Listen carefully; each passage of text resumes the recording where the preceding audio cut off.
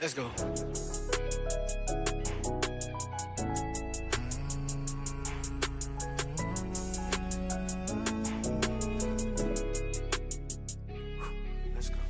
They say fake it till you make it. Bet you can't make it unless you fake it. Guess you can't read between them lines. You ain't seeing no paper.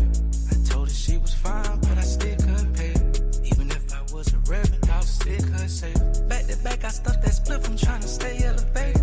I've been dancing with the devil, watch me tango with Satan. I gotta treat them like footsteps, the more I'm taking. I risk it all just like some footsteps, the more I'm taking. I'ma double back just for them rats. You can forecast that. I know a basis switched up his past. Now he pray to the east. He ain't on the curb. That trap got strings like it came with a lease. Once it fold, that mean it's sold, but it will do lease. Gotta watch my back. These folks ain't trustworthy. I been getting these bags off all summer. It's starting to feel like the old me. Do a cutie when he get out just to help him get on his feet. Remember thinking THC, now I'm on open seat. I just took a trip to Colorado, flew to Boston. Nigga got a rental, drove that bitch right down to New Orleans. He gon' call my phone, he tryna talk to me about L&B. I just took the profits, then I bought me a new PFP. They say fake it till you make it. Bet you can't make it unless you fake it. Guess you can't read between them lines. You ain't seeing no paper.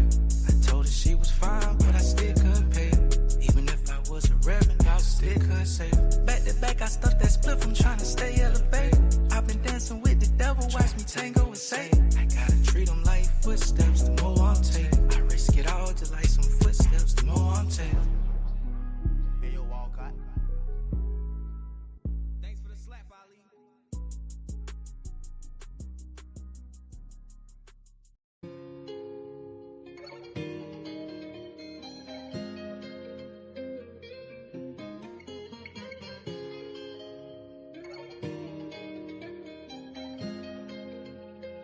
Thanks for the slap, Ali.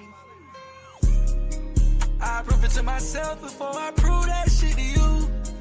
I was out here thinking I was supposed to be the one that stayed at school. Got kicked out campus, dorm got searched. They think I robbed the bank. Got me feeling like Tim, cause I swear this shit done came the harder way. He swear he pee, but he only gon' fuck cause that boy got a car and a chain. He wanna hate the player, but he really know he need to hate the game. I was taking trips to the left coast with the bows and trying to make a name. I thought I was on the right path till the troll got behind me and hit the lights. Pack touchdown in Gainesville like I'm Percy, telling me that I'm more handsome in person. I been found my purpose, can't pop me no perky. I typed in some shit you can't reach it like cursive. I'm typing some shit you can't see to believe in. Some shit you can't see to believe in. OJ on trap on Sunday like a deacon. Name ain't Steven, he tryna get even. He hide his mind, he gon' fight through the demons. Lost in his mind, he can't find him a reason. I prove it to myself before I prove that shit to you. I was out here thinking I was supposed to be the one that stayed at school. Got kicked out campus, dorm got searched. They think I robbed the bank. Got me feeling like Tim, cause I swear this shit done came the harder way. He swear he pee, but he only gon' fuck cause that boy got a car and a chain. He wanna hate the player, but he really know he need to hate the game. I was taking trips to the left coast with the bows and trying to make a name. I thought I was on the right path till the troll got behind me and hit the lights.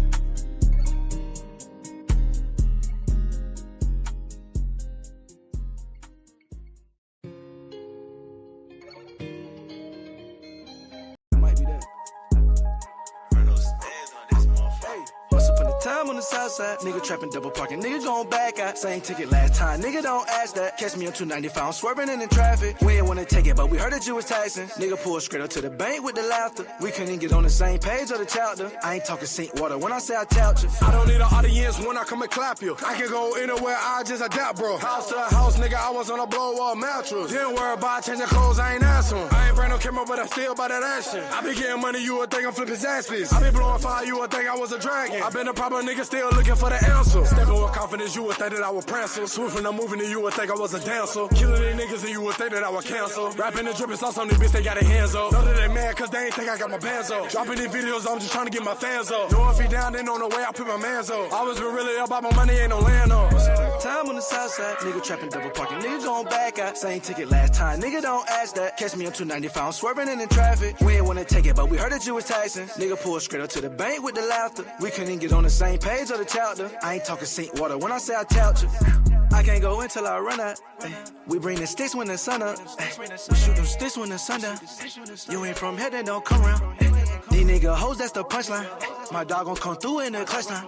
We throwin' no foes like it's crunch time. We pouring no water like we on the sideline. It's okay, bitch, we can make a little movie. She say I'm groovy, it's Gucci, we Louis. All in her mouth like my name was Hot Chewy. She tell me she loving the flow, I'm hot cooling. You gon' just talk about my nigga, we do it. I'm in Nebraska with Savage and Ruthless. We got the packs and the pounds and the truest. I had the pounds and the PT Cruiser. That nigga cat like a 50. That nigga cat, but we with it. That nigga cat like a 50. That nigga cat, but we with it, yeah. That nigga cat like a 50. That nigga cat, but we with it. That nigga cat like a 50. Once upon a time on the south side. Nigga trapping double parking, nigga going back out. Same ticket last time, nigga don't ask that. Catch me on 295, I'm swerving in the traffic. We ain't wanna take it, but we heard that you was taxing. Nigga pulled straight up to the bank with the laughter. We couldn't get on the same page of the chapter. I ain't talking sink water when I say I tout you.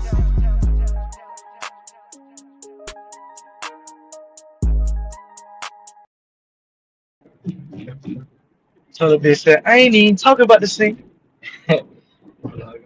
So I'm on the way to the Publix right now. On the way to the Publix, I gotta go grab my son these muffins.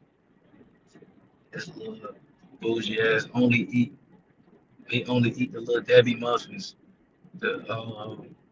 He only eat the wedding cake, the one that got the sprinkles and stuff on them. So I'm on the way to the Publix. I gotta give my man these sprinkle muffins so he can have something to eat in the morning. You know what I'm saying? My dog like muffins and sausage in the morning. He dedicated. So I gotta go get these muffins. I'm gonna play a couple more songs. Let me get back to my laptop. Rest in peace to Charlie Kirk. We're gonna go right in. Like I said, once I get back, I'm on the way to the Publix. I'm actually pulling into the parking lot right now. I'm gonna just walk right out with these muffins. But let me play probably one or two more jams, and then I'm gonna be right back to the crib. Play that.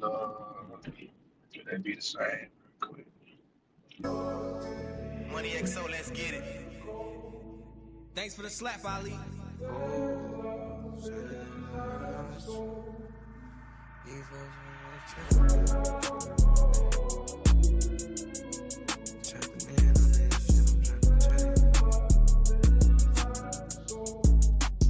These folks make a killing just on covering our pain. Crazy to think this lifestyle we live, folks won't ever be the same. You can give it your all and it still ain't enough.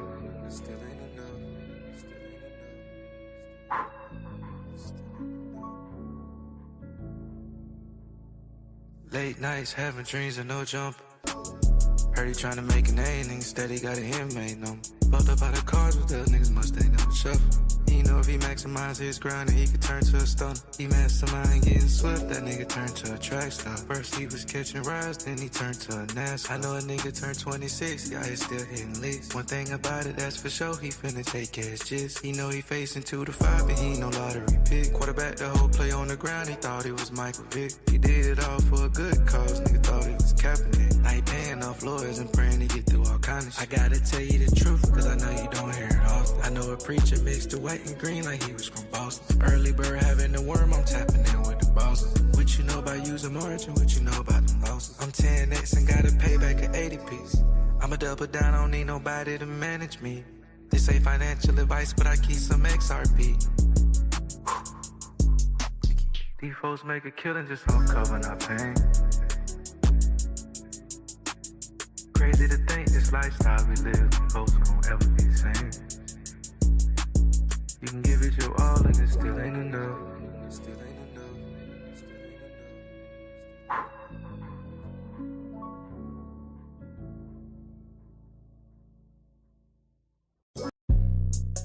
Hey, I got them kilos all in 25. I'm in Jalisco missing with the distro. That be my vato, I tapped in with the Mico. Hey, I got them kilos all in 25. I'm in Jalisco missing with the distro. That be my vato, I tapped in with the Mico. Bells only cost a couple pesos. I've been trying to stack and stash and stay low. Nigga trying to swerve off in my lane, no.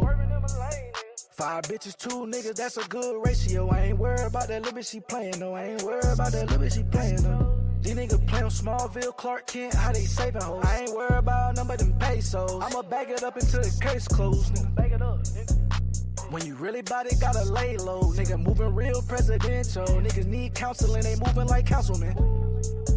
Ay, I got them kilos all in 25. I'm in Jalisco missing with the distro. That be my vato, I tapped in with the Mico. Ay, I got them kilos all in 25. I'm in Jalisco missing with the distro. That be my vato, I tapped in with the Mico. Ay, I got them kilos all in 25. I'm in Jalisco missing with the distro. That be my vato, I tapped in with the Mico. Ay, I got them kilos all in 25. I'm in Jalisco missing with the distro. That be my vato, I tapped in with the Mico.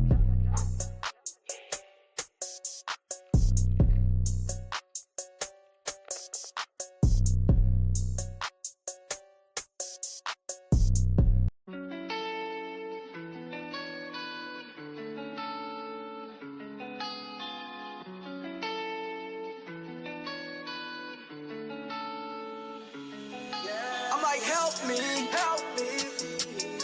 Can you help me, help me? Can you help me, help me? All right, I'm walking out the Publix, right? I'm walking out the Publix.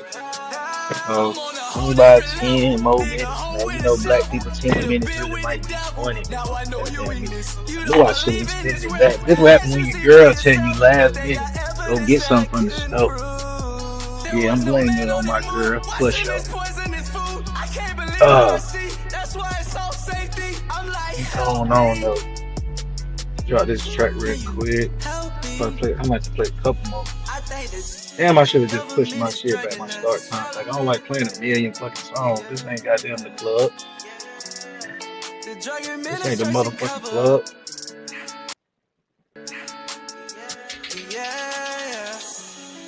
It's kind of crazy when you think. Damn, well, my shit playing out. Hold up. I'm kind of confused. So I just try not to think about it. Well, my song playing. I think my song was playing while I was talking over that bit. See what I'm saying? Being outside, driving around trying to run this stream, yo. I'm not that hip yet. Let me run this song real quick, gang. I'm starting to feel like they played my song when I was talking.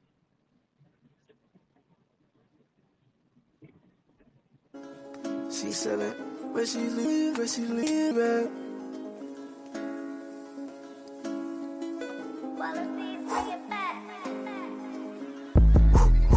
These days I'm selling money, used to be a dealer. Feeling like my talent coaching all the Steelers. These nigga pussy, I'm starting to see the whiskers. You find out my little nigga, you ain't forgiving. She bout that paper, she said pussy where she live at. You ain't bout that action, my little nigga, that's why you did that. Ain't about that action, my little nigga, that's why you did. Ain't about that action, my little nigga, that's why you did. OG told me charge it to the game. Try to bury a young nigga, they throwing dirt all on my name. Ay, catch me in the SRT, you know I'm switching lane. Try to bury a young nigga, they throwing dirt all on my name. Ay, we was tagging, we was jigging, we was serving all the time. I had to switch the pivot, took a flight right out of town. I called a slider from Pedro, he cut that shit right out the line. Straight drop, all glass, but I ain't grabbing a rebound. Name a nigga who came up there 40 months and just got out. I always wonder why they watch me, well I guess I just found out. They throwing dirt all on my name and trying to hand it out and cry. Ain't no more taking, no more charges, I'm committed to the fight. I got so many demons fighting on me right now. And I heard you intimidated, well I don't know how. No, I don't need Molly to be savage. I'm too hard to reach, you cannot grab it. And I'm all over like a navy. If you need me, call me, draw the addict. These days I'm selling money, used to be a dealer. Feeling like my talent coaching all the Steelers. These nigga pussy, I'm starting to see the whiskers. You find out my little nigga, you ain't forgiving. She bout that paper, she said pussy where she live at. You ain't bout that action, my little nigga, that's why you did that. Ain't bout that action, my little nigga, that's why you did. Ain't bout that action, my little nigga, that's why you did that.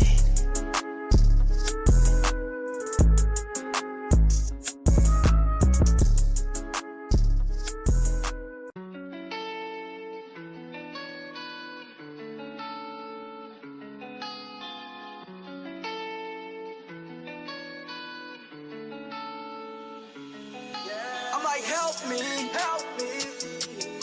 Can you help me, help me? Can you help me, help me? Can you help me?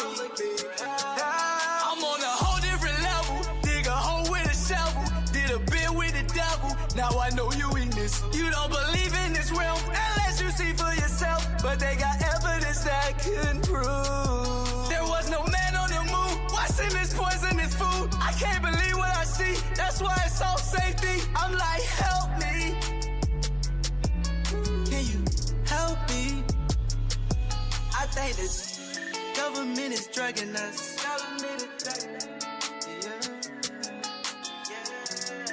The drug administration cover up. Yeah.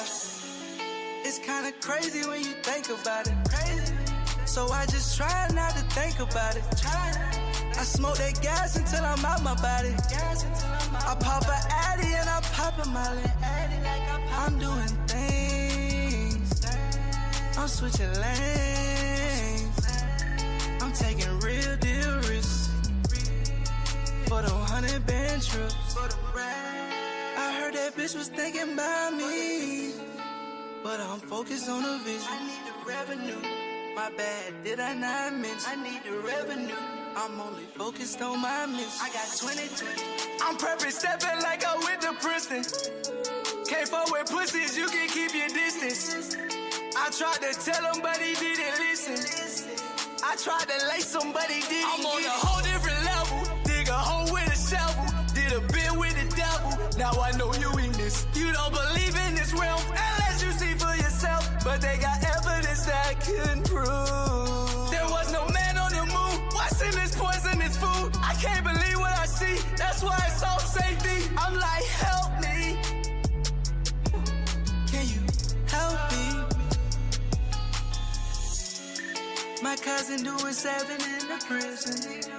I lost my way, but I didn't lose my vision. I didn't lose faith, cause I know God was with me. He paved the path on the road to the rich. Yeah. I know the math, I did division. It cost too much apparently, so you didn't pay attention. But the joke's on you. I'm having thought for food. I'm on a whole different level. Dig a hole with a shovel. Did a bit with the devil. Now I know your weakness. You don't believe in this realm unless you see for yourself. But they got evidence that couldn't prove. There was no man on the moon. Watching this poisonous food. I can't believe what I see. That's why it's all safety. I'm like, help me. Can you help me?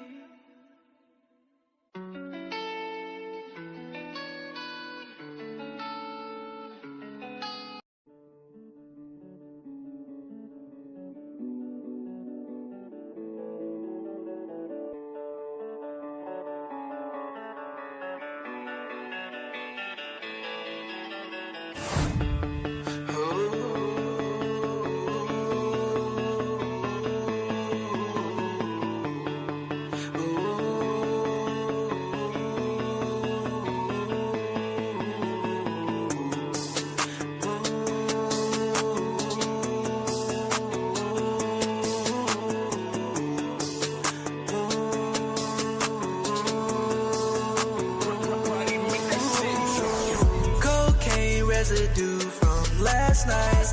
Red eye like I just caught a bad flight. She gon' blow me like a bad eye. I can't cut that bitch, I don't got no flashlight. Cocaine residue from last night. Red eye like I just caught a bad flight. She gon' blow me like a bad pipe. I can't cut that bitch, I don't got no flashlight. I don't have a flashlight. I can't cuff you, ain't no justice. It's consequence and repercussions. I still drown myself in gin liquor. I'm facing blunts that help me get there quicker. I'ma shoot my shot with that bitch just like Jimmer. She side-eyeing me soon as I enter. Treat that bitch like yes, Jules. I guess she like niggas. Nipple piercings and purple contacts. She won the t-shirt contest. Don't hit this blunt and roll it. You can't stand next to me, might catch contact. Cocaine residue from last night. Red eye like I just caught a bad flight. She gon' blow me like a bagpipe. I can't cuff that bitch, I don't got no flashlight. Cocaine residue from last night. Red eye like I just caught a bad flight. She gon' blow me like a bagpipe. I can't cuff that bitch, I don't got no flashlight. I don't got no flashlight. I can't cut that bitch, girl, you crazy. I been ballin' Tracy McGrady. I been on my own as of lately. I could care less about you, baby. I couldn't give you my all, I was honest. I said I love you, but I didn't promise. I couldn't give you my all, I was honest. I said I love you, but I didn't promise. I said I love you, but I didn't promise.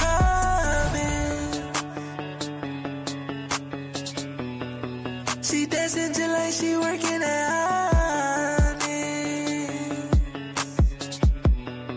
The way she move her body, I'm astonished. I wanna finish what I started, but I can't cuff you, girl, that's nonsense.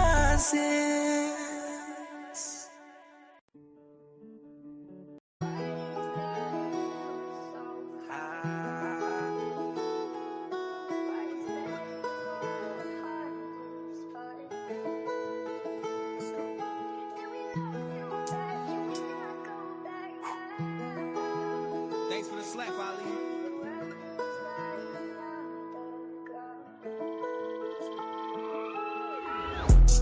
I try to tell these niggas don't wanna listen. Everybody cheap don't wanna play their position. You gon' pop in the net, but we knowin' it's fiction. I ain't even trippin' about none of that shit, my nigga. I was in them trenches, keeping it too confidential. I risk it all behind this shit I'm implementing. I pray to God every day I don't get implicated. Don't stab me in my back, look at my face and betray me. Don't stab me in my back, look at my face and betray me. Stab me in my back, stab me in my back. Don't stab me in my back, look at my face and betray me. On these hooks, I'm starting to feel like Kareem. I make shit shake, I'm starting to feel like Hakeem. Even to pop an X pill, cause ain't no I in the team. I heard a gangster started singing, I guess that nigga thought he was Jodeci. I heard a gangster started singing, that nigga thought he was Jodeci. I don't understand what these niggas do when they be trying to approach a G. I been staying to myself, I'm trying to stack up this trophy. I try to tell these niggas they don't wanna listen.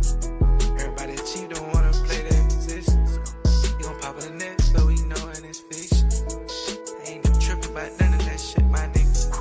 I was in them trenches, keeping it too confidential. I risk it all behind this shit I'm implementing. I pray to God every day I don't get implicated. Don't stab me in my back, look at my face and betray me. Don't stab me in my back, look at my face and betray me. Stab me in my back, stab me in my back. Don't stab me in my back, look at my face and betray me. They say life's by choices, you can't even avoid it. Try to best they cross you out, then double back to count on you. These niggas ain't tryna put in work, but they need all the employment. I was in the trap thinking about white papers and road maps, nigga. This devil gonna do his best to walk you down just like a staircase. I just talked to my lawyer last night, he called me, told me they finna drop the case. I protect my energy, I can't let these niggas infiltrate. That boy internet gangster, he only thuggin' in Twitter space. I try to tell these niggas they don't wanna listen. Everybody cheap don't wanna play their position. You gon' pop in the net, but we knowin' it's fiction. I ain't even trippin' about none of that shit, my nigga. I was in them trenches, keeping it too confidential. I risk it all behind this shit I'm implementing. I pray to God every day I don't get implicated. Don't stab me in my back, look at my face and betray me. Don't stab me in my back, look at my face and betray me. Stab me in my back, stab me in my back. Don't stab me in my back, look at my face and betray me.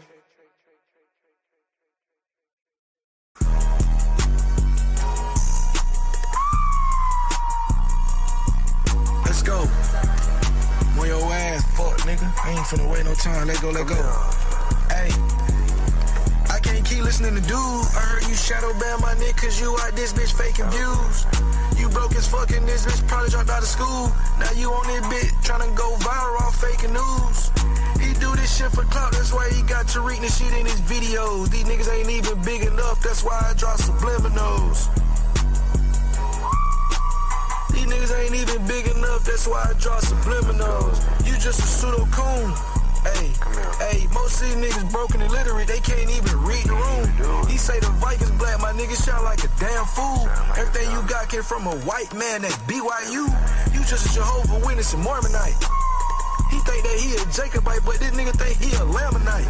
Your skin black, nigga, they think you living with the curse. You always lying, you ain't monetized, nigga, you ain't got no purpose. I'm laughing out loud, nigga, you like a Teenage Mutant Ninja Turtle. They got a mask on. You quote niggas in your source like that's a big foundation. It's pseudo watch your mouth, nigga, and it's full of self-hatred. Again, you 12 hours straight, no citation. I ain't arguing with this nigga ain't got no translation. He saying copper color, but he penny picture broke. All your sources that you quote me straight Reddit posts. You plan on hopping all night, I ain't arguing with no joke. Flat earth logic, these niggas ain't even Bill Nye pseudo. Say you sorry, nigga, but you ain't, nigga, fuck that. Nigga citing Jake, nigga, hey, he citing Frank Joseph, nigga, like that's the history. Talking about Egypt was in America, nigga, that ain't no mystery. Bitch, you sound dumb as fuck. What you talking about, Memphis? Well, you know that ain't a lot of cities out there. What you talking about, Cairo, Illinois? I'm just saying, we got a lot of cities out here that's named after that stuff, Fucking bro. dummy. Nigga be all this dumbass shit ain't even been across the country. Nigga, I don't give a fuck about shit when you ain't getting no money. Nigga lucky the beat cut off. I'd have kept fucking going on his ass, nigga, all off the top. Hey, listen, bro. Put your best in the motherfucking booth. Okay, I'm recording this shit off the fucking phone. I'm not even trying on you, nigga. Put your best, and I'll come out there bit, get in the booth for real, and I'll smoke one of y'all ass, man. Stop playing. Let me light my shit.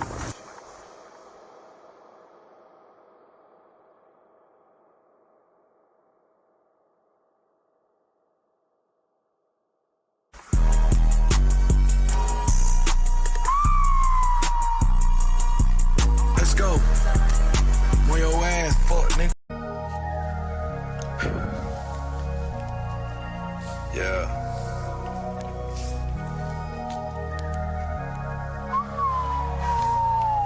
Come here. He be wasting time online. These don't even want to check the case. I don't give a fuck about what you say.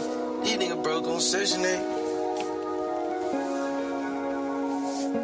How the fuck you online all day?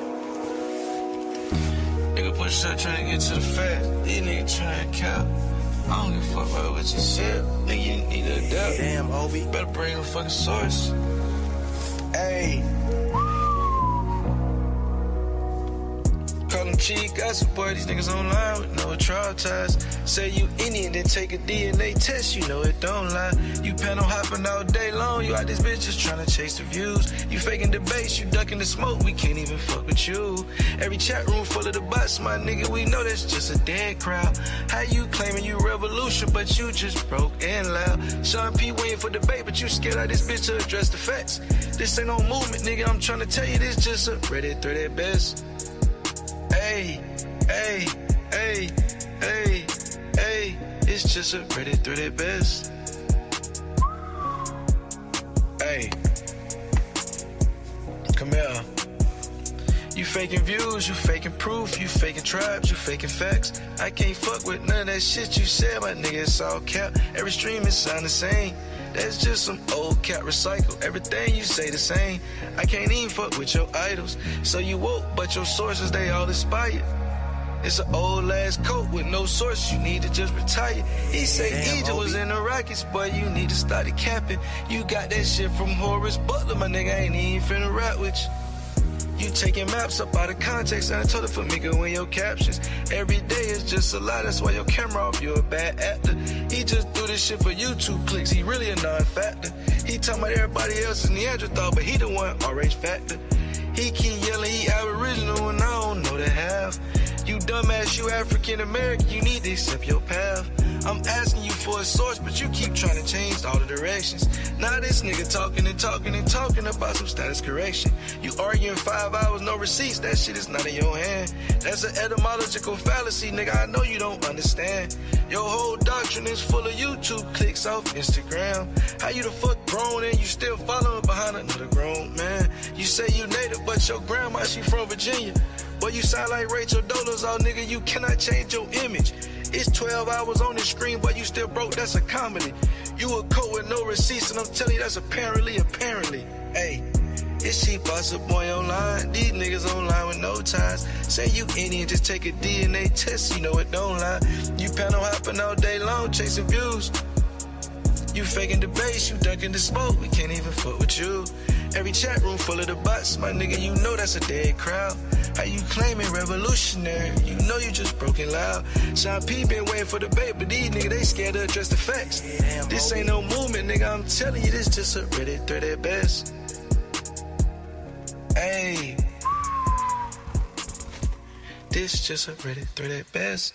One take too, nigga, real shit.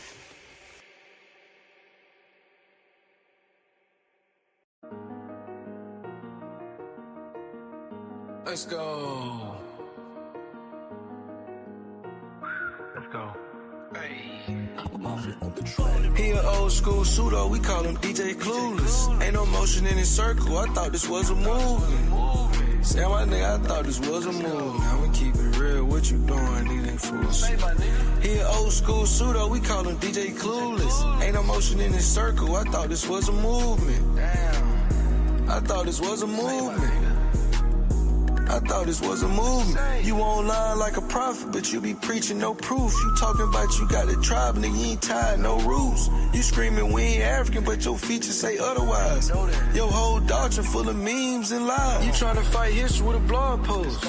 You say your granny Cherokee, but you ain't got nobody that's on the Dodge Rolls. You lied on live, but you ain't got no sources. You spiritual till we ask you for a ritual performance. You swear you chosen, but your baby mama stressing. You talking about you tax-free, but your bills keep you guessing. This ain't no culture, boy, you trying to coat this costume with no script. You ain't leading a revolution, this just a chat full of milfs. Let's go. You beefing with the past, nigga, cause the truth got you pressed. You blaming the Pan-Africans, nigga, like we the ones caused your stress. You going live every night, nigga, pushing lies, nigga, you just loony. You say you breaking chains, nigga, but you really out here just cooning. Let's go. He an old school pseudo, we call him DJ Clueless. Ain't no motion in his circle, damn, I thought this was a movement. Let's go. Say my nigga, I thought this was a movement. We keep on talking, he anti-African, nigga, I'm not for it. He an old school shooter, we call him DJ Clueless. Ain't no motion in his circle, damn, I thought this was a movement. Say my nigga, I thought this was a movement. This shit is not a fucking movement. What you say? You online decking logic, like it's bullets with a drive-by.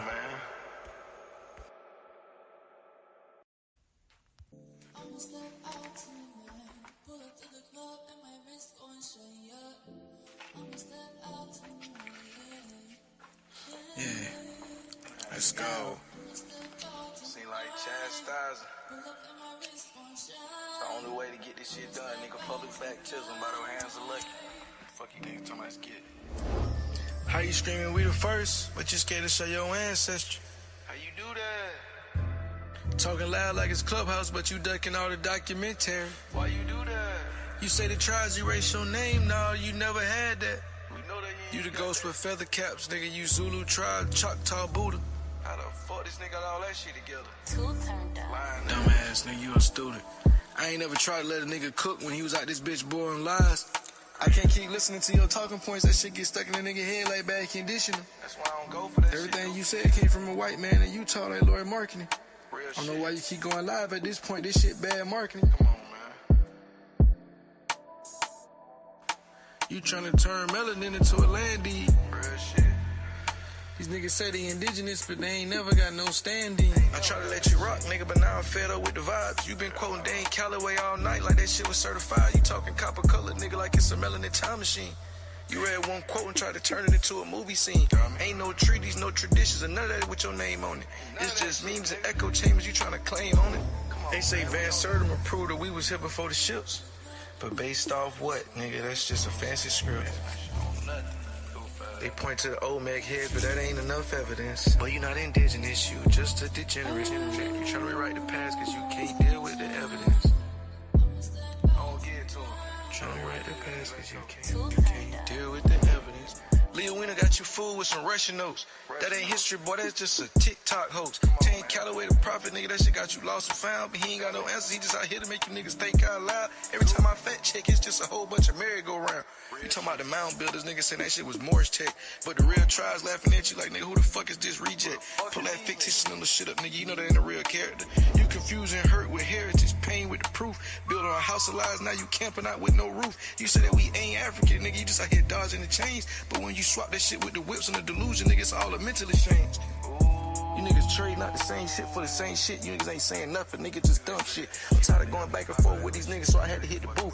I ain't even saying none of this shit, nigga. This shit straight off the mind off. That's why niggas just like, bro, this shit all straight. It's real. This all authentic, nigga. This how I'm really feeling. This how I'm really giving it up. You niggas ain't on shit, man. I be trying to tell y'all niggas every single day, man. Stop denying your African heritage, nigga. Stop doing all this dumb shit, nigga. You sound like a white supremacist on crack, nigga, to be honest with you, nigga. If a nigga seen you out there bit and you was talking that talk, nigga, you wouldn't even fit in with the neo-Confederates, nigga. You're black.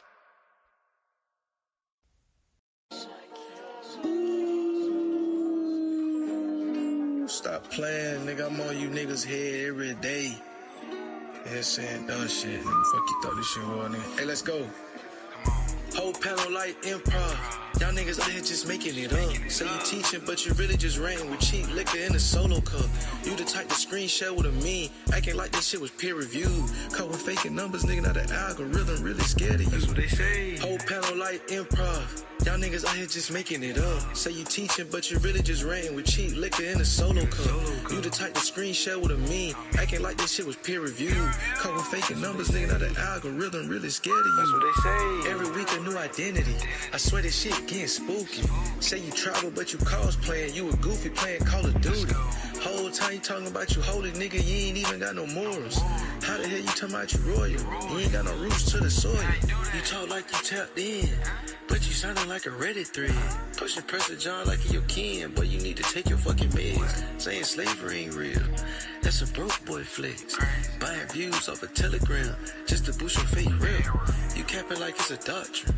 Nigga, we laughing in the comments. You studying off of TikTok. You ain't got no rain, you ain't got no knowledge. Saying Europe was America, that's a meth head promise. You the chief for confusion. Fake tribe, no harm.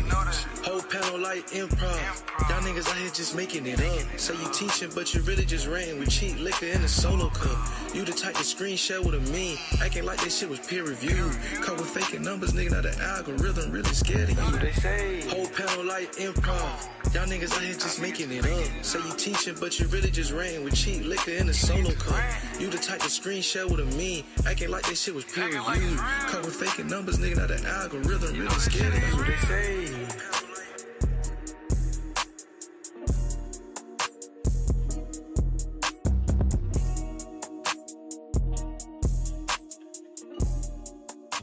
Father of two, man of God. Well, he's dead today after being shot at a free speech event in Utah Valley University.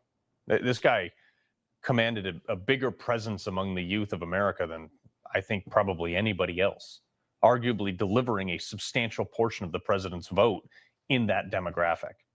I mean, this guy was incredibly well respected for his public persona, but his unwavering commitment to truth is never going to be, that's going to live on forever.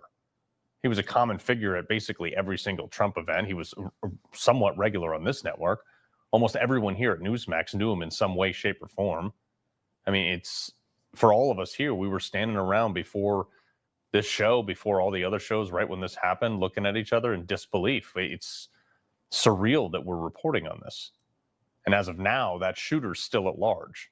We have basically no reports on whether or not the shooter they even have any leads on this shooter, definitely not been apprehended. But I think it's time to have a broader conversation because this changes everything. This was the first of many scheduled events that he was supposed to do on his American comeback tour at college campuses. In mid-sentence, while ironically discussing transgender mass shooters, he was shot at an event where everybody was encouraged, like-minded or not, to freely express their political opinions. Like, how many times have we been told, though, that MAGA is the problem? I'm getting honestly sick of it. Just this week on CNN, though, Van Jones called out Charlie Kirk personally.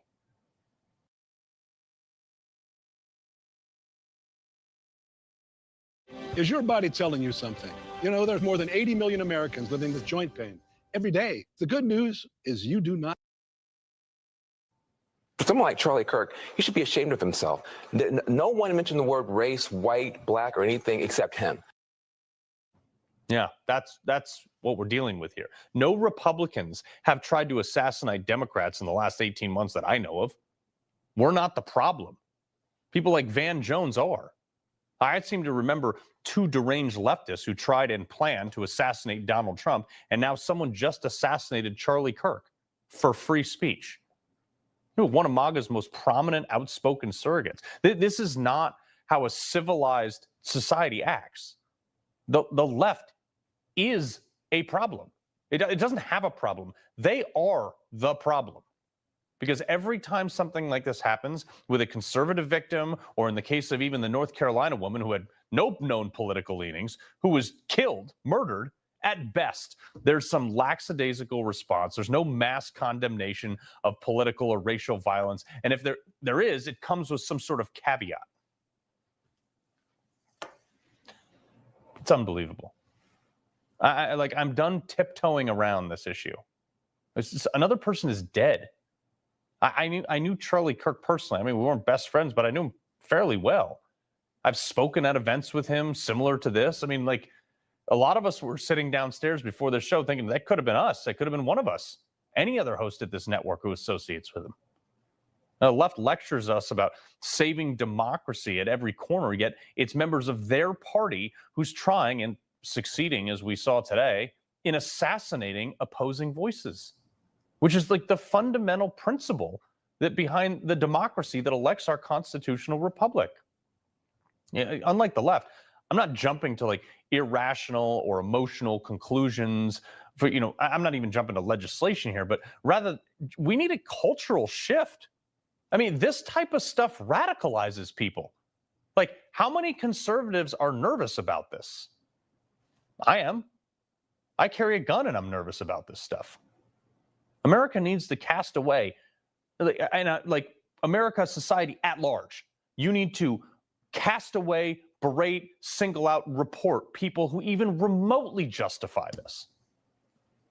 He's also a controversial figure at times. He goes into these various college campuses, pushes conservative issues, gets into heated back and forth often with these students on these college campuses. But of course, none of that is violent. The point of the First Amendment is to be able to have these conversations that sometimes are uncomfortable, sometimes that we don't agree with.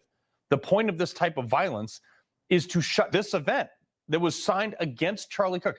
They had 7,000 people try to stop him from coming to that university and deny his First Amendment rights because they disagreed with it. Maybe you should start with looking into all 7,000 people who signed that petition. Just saying. The same people who rushed to condemn any narrative whatsoever against the young Ukrainian immigrant who was stabbed by a black man. Within 18 minutes of this shooting, though, this is what NBC tweets out. Can't be political on their side, but they tweet out breaking shots fired at Utah Valley University featuring right-wing political activist Charlie Kirk. Katie Tur. She's not even interested in a solution. She's just worried about Trump's reaction. After one of the Doge employees was allegedly attacked in Washington, D.C., that's what Donald Trump used as justification to send in federal troops into Washington, D.C. to get things under control. The carjacking situation, he used that. And I know it's hard to predict the future, Mark, but you can imagine the administration using this as a justification for something. I mean, get bent, lady. You're damn right Trump's going to do something about this because this is what we pay taxes for. So kids on a college campus don't have to worry about their speaker getting shot right in front of them. But I mean, like, immediate deflection to any feasible option other than the fact that this was a deranged leftist committing political violence too. He's been one of the most divisive, especially divisive younger figures in this, who is constantly sort of pushing this sort of hate speech or sort of aimed at certain groups. And I always go back to hateful thoughts lead to hateful words, which then lead to hateful actions. It's like a psycho justification for that. I don't even think they had publicly reported him dead at that point. I mean, you know what Trump should do? Bring the hammer down on these people. Anyone who insinuates this type of violence going forward, the left always looks at what can be done in the wake of these shootings when it comes to guns. And they usually pass some stupid legislation that wouldn't have stopped it anyway. I think it's time to aggressively address the problem. People who say they're going to do things like this, I mean, we're already seeing the tweets now of people saying, look for something big, Charlie Kirk, literally wishing death on Charlie Kirk. How many times have we seen shooters, and they're like, oh, yeah, we saw this coming, that we knew there was something wrong with that guy, and then they did nothing. How many times have there been terror attacks or other attacks, shootings, mass shootings, school shootings, anything else? And the FBI is like, well, the guy was on our radar. Well, then why didn't you do something about it? Here's the simple solution that can be done today, which would stop a lot of these, which should have been done, honestly, before they shot Trump in the ear. If you say you're going to shoot someone on social media or whatever medium you use to communicate, you should be arrested. You don't get to threaten people. That's not a First Amendment right. Look, they accused Charlie Kirk of being the instigator. He's not the one shrieking. He's the one inviting people to discuss their points of view that sometimes oppose him freely. Why do you care so much about what I have to say? You're taking away people's choices. You are hurting people. Something I find kind of repulsive is that I believe you said that the Civil Rights Act was bad. I don't advocate pure democracy. There's workers in other countries who are enslaved to make things that I'm wearing right now. Then why would you buy it? Because there's no other options in our capitalist country. No, you're just here to insult me. Yeah, I am. You're really good at lying out of your. It's fun to watch people come up and have valid points, but then you sit there on your little high altar and just do this. I didn't see him be rude to anybody. It was them being rude to him, threatening him. The left is constantly, they're always, we need more dialogue and civility. They're calling for all this stuff. That was Charlie Kirk's entire shtick. But they don't actually want dialogue. These are the people that the Democrat Party welcomes with open arms, those freak shows. I'm about to go get my microphone because I feel like it's an echo right now. But it has not even been confirmed who the shooter is. And already they're on social media and on mainstream media pushing this left versus right bullshit. These people on this TV right here that you're looking at on Newsmax, these is the type of people is the reason why this shit even happened. And I'm gonna break this shit all the way down. This ain't left versus right. This ain't the progressives versus the conservatives. This is white on white crime, fueled by social media and the media apparatus itself. So let me go get my own microphone. Let me keep playing this video real quick. Lock these people up.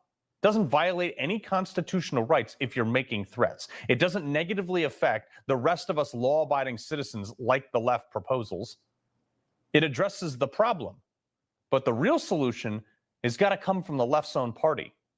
Stop calling us extremists. Stop calling us right-wing nutjobs and terrorists and racists. That's why Charlie Kirk got shot. Because you people, you Democrats, have normalized a hatred for the right to such an extent that your craziest party supporters are acting on it. We're not the problem. Guns aren't the problem. We own most of the guns in this country, and we're not the ones out there shooting people. The left needs to get their party in order. Information. Truth is freedom. Is Newsmax. It's. Hold on, let me check. Mic check. Let me see if the microphone on.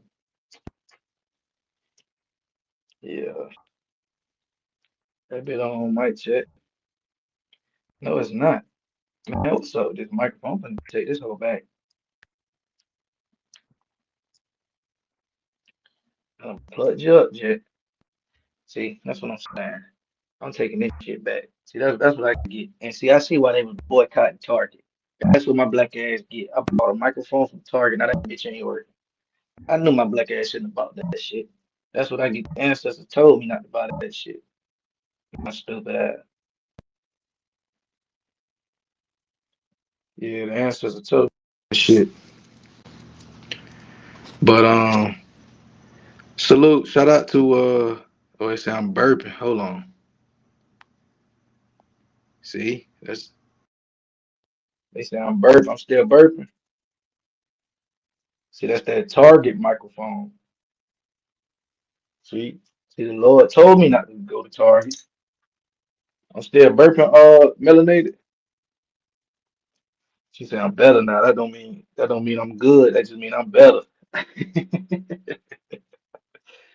uh, hold up, hold up. Yeah, man, I bought this microphone from Target. My stupid ass. Knowing damn well black folks ain't supposed to be in Target right now. Yeah, that's my fault. But man, this was I gotta agree with Lim. So these talking points, we knew they were coming, right? They haven't even identified the shooter yet. They haven't even identified the shooter yet. And Newsmax is already pushing that it's a left wing um extremist, right? We don't know who it is yet, right? They hoping it's a trans or a brown person, really. But I'm watching it. I'm trying to keep the tabs on it because this is a terrible incident. But we gotta have context of what's going on. So, I keep tabs and shit like that. Like I said, I just showed my Twitter feed earlier. It's a lot of right wing stuff on there. And if anybody been keeping up, uh, it's kind of been a beef between Charlie Kirk and Nick Fuentes, the Groypers versus the mainstream conservatives, basically. The cookie cutter conservative. They look at Charlie Kirk kind of like the Ned Flanders of the conservative movement. Like his Turning Point USA, it was a big movement. It is a big movement. It's a big convention or whatever it is. He communicates with the college people, so he's talking directly with the youth, tapping in, and all these events that he was hosting, Nick Fuentes could not go. Every time he went, they would, as soon as he stepped foot on the campus, they'll kick him off, right? So it's a literal beef going on inside the conservative movement, right? Between these two different factions.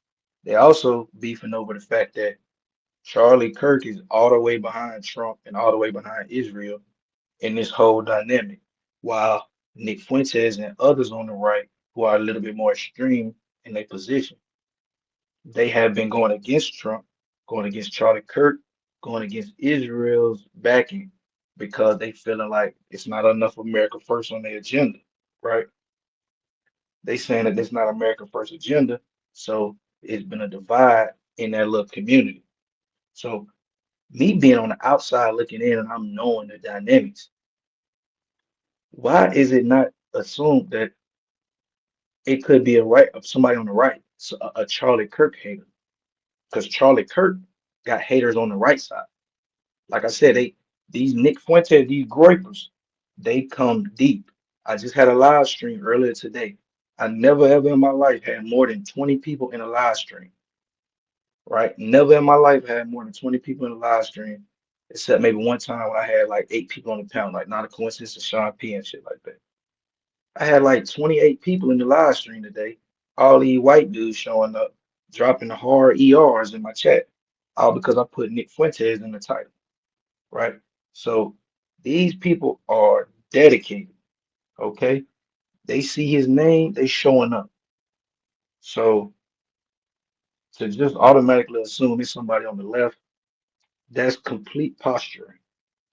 There's nothing factual about what he said. That's complete posturing. Let me go to the next one we got.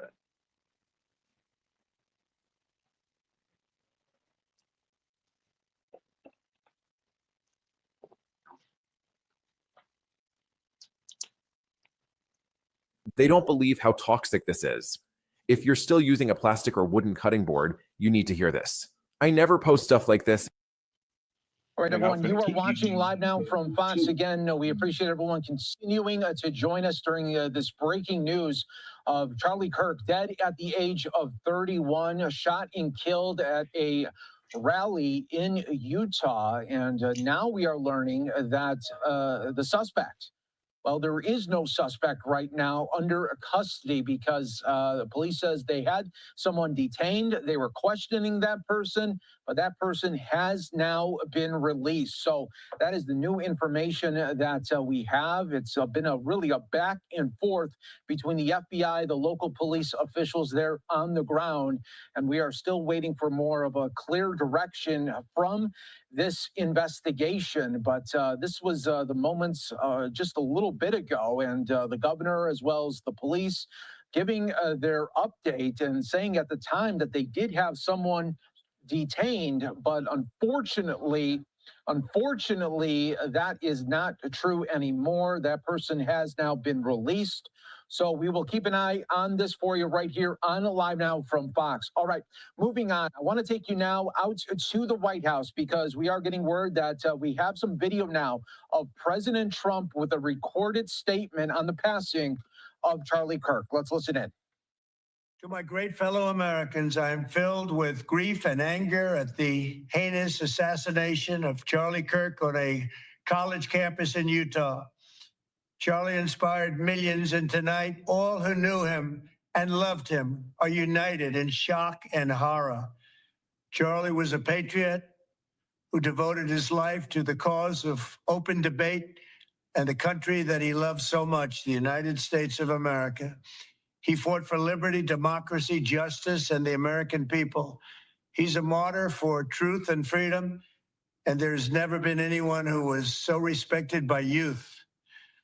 Charlie was also a man of deep, deep faith, and we take comfort in the knowledge that he is now at peace with God in heaven.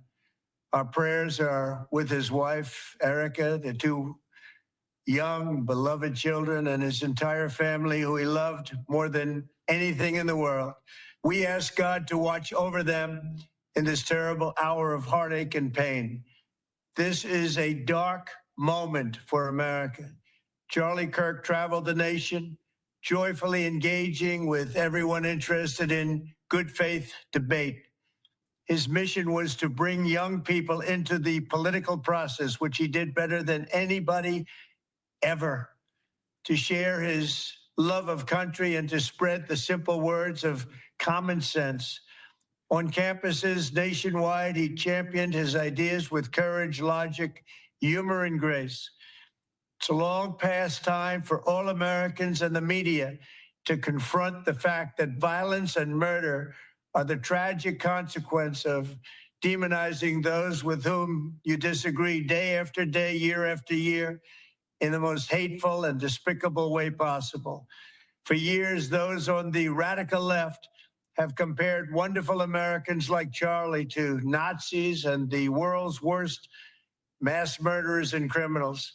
This kind of rhetoric is directly responsible for the terrorism that we're seeing in our country today, and it must stop right now.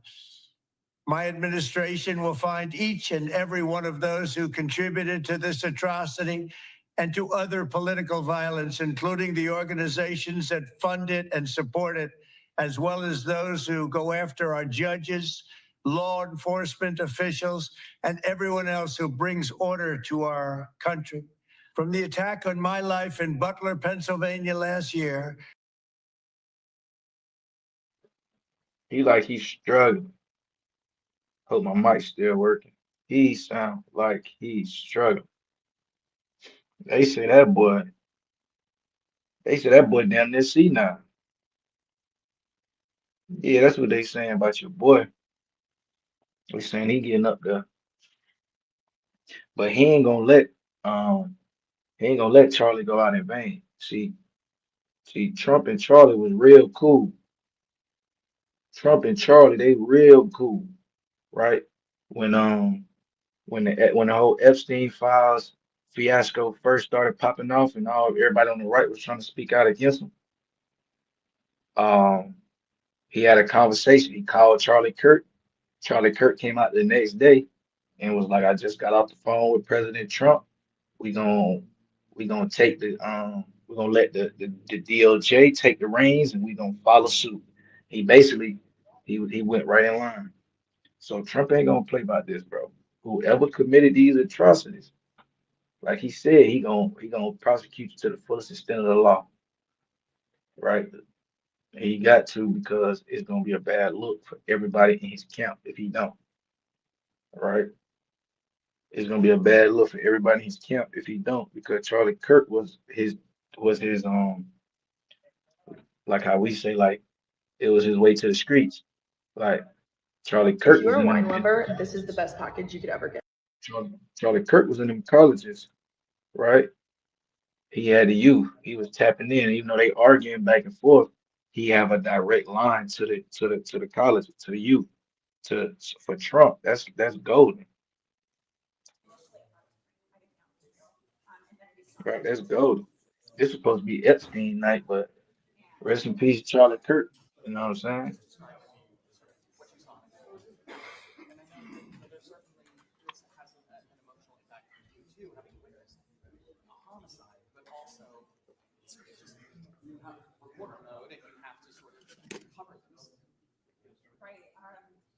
Okay, if we can have you get ready for the press conference, we're going to be starting.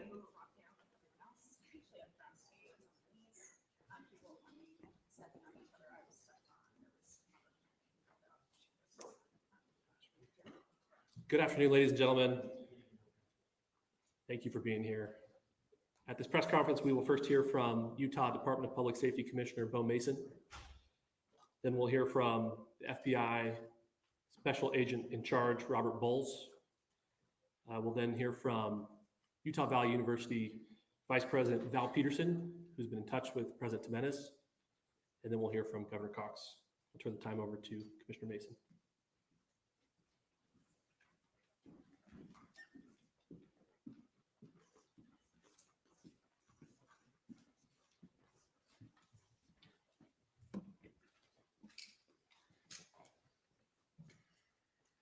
Hello, everyone. I'm Bo Mason, Commissioner for the Utah Department of Public Safety. Today at approximately 12:20 Mountain Standard Time, political influencer Charlie Kirk was shot at an event at the Utah Valley University.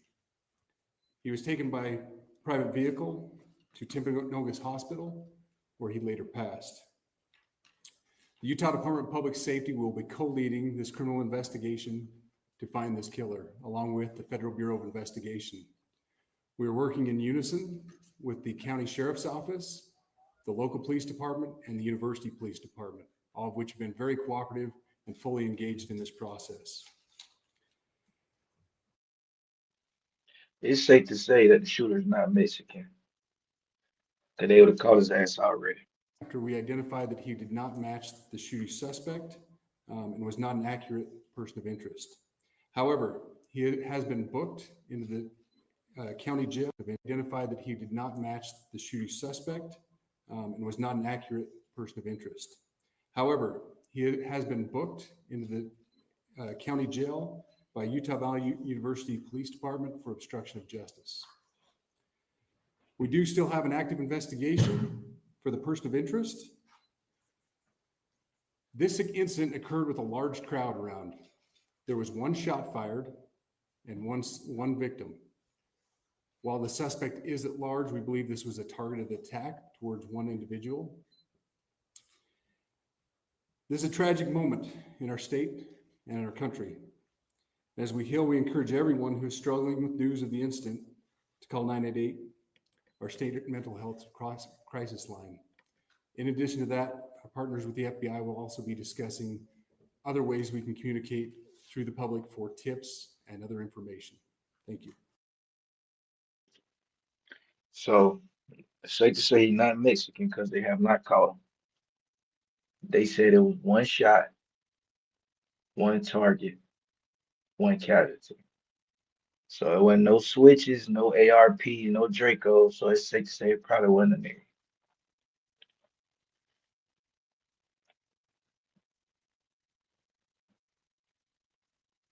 President Trump's vow to take his tariff fight to the Supreme Court after a federal appeals court Friday struck down. I don't think that was on the agenda.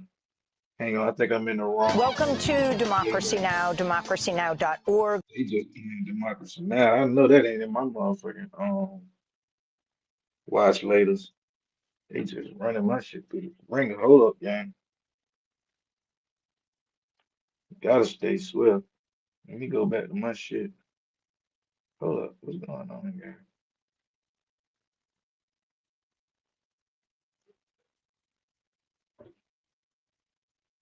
I thought I knew what therapy was until I found the right therapist. And let me tell you, game changer. You see, for years.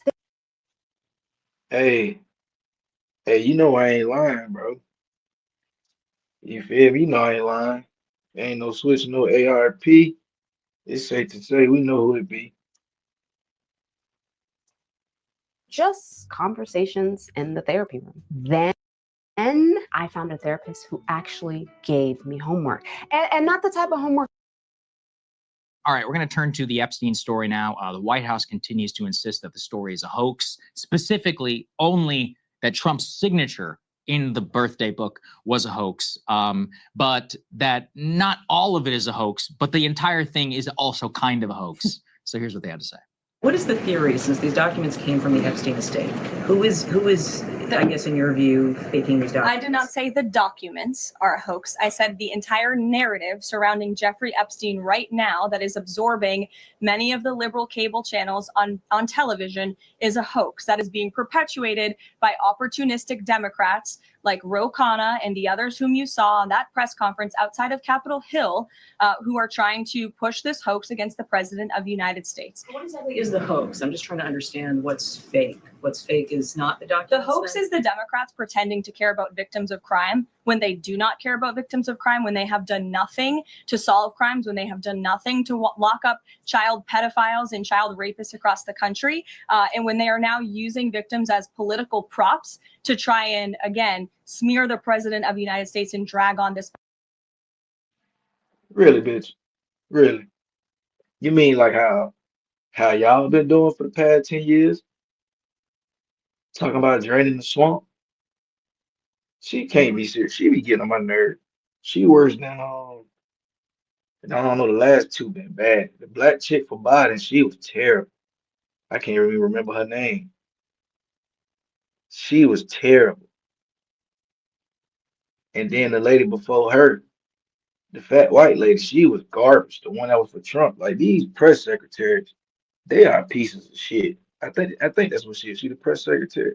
They are pieces of shit, gang. For real, for real. They just come up there and just straight lie. And then they be rude with they lies. Like they be lying. We know they be lying. They know that you know they be lying. And they got nerve to be rude with you because you don't believe they little shit. Like, come on, fam. Just get your lie off. Stop being rude. Or as I say, you're being ghetto, ma'am. Ma'am, you're being ghetto. Okay, stop being ghetto and just answer the question. Political props to try and, again, smear the president of the United States and drag on this bad story about him. It is a distraction. The Democrats view this story as nothing more than an attempt to distract from the accomplishments and the achievements of this administration. And that is what we mean when we call it a hoax. That's what they mean when they call it a hoax. Okay. All right. Got it. Interesting. All right. So we use that as a segue because we're not able to fully go through the entire book. I have now read the entire book, Emily and I, and we've curated a bunch of images here. This is 238 pages. 238 pages. It took me a couple hours to go through everything and to scrutinize it. And so I have collated, I think it's 16 of some of the most crazy images. And also just to demonstrate to you the degenerate lifestyle that this man lived out in the open amongst the richest and most powerful people in the world, and to which they not only thought it was funny, but that many of them were, quote, in on the joke, and basically all of the letters were written to. Keep in mind, these are not like frat boys, you know, who are 16, 17 years old. They're like 50, 60-year-old men, right, at a certain point, who are all making like truly disgusting jokes and letters and all these other things, acknowledging his degenerate behavior. Which, by the way, a lot of this does undermine the testimony that Ghislaine Maxwell we'll get to that. Don't worry. Yeah, we're going to get to that. Ghislaine has got a lot of explaining to do in terms of her sworn testimony that just come out from the birthday book itself. So let's start with image number one. Let's just give everybody a taste of Epstein. Yeah, I know, trigger warning. I guess I should have said beforehand. So there's a photo left there of Epstein and his bros. Hold up, bro. What the? Come on, Sagar. See, Sagar, you on bullshit. You ain't tell me you was gonna do this, bro. What am I? Hey, I thought everybody had on adult diapers real quick. Then I see the picture on the left. I see Cuz got him a Speedo on his shit like a thong. Hey, hey, Cuz in the picture to the left with the black shit on. I say, no, that ain't no adult diaper. Jit got a G-string going. What the fuck is that? Hey, bro. Okay, so this was in the Epstein book. You talking about the one that Trump sued Rupert Murdoch in the Washington Post for $10 billion about? He sued them and said this shit wasn't real, and now they're dropping the book, and this is inside the book. I'm just making sure I'm keeping up. Like, what the fuck am I looking at? What the Jerry Seinfeld meets Baywatch is this? All wearing Speedos or tidy white, whatever that you want to say, and then recreating Speedos. Saga has been taken aback. My nigga Saga has been taken aback. He say Speedo. He don't even know what to call. The pundit don't even know what they is. He say Speedos, tidy whitey. He don't know what they is, bro. He got the G-string Victoria's Secret edition on. The Supermans is crazy. Hey, bro, they got the Superman. They got the Rey Mysterios on, gang. This is crazy work.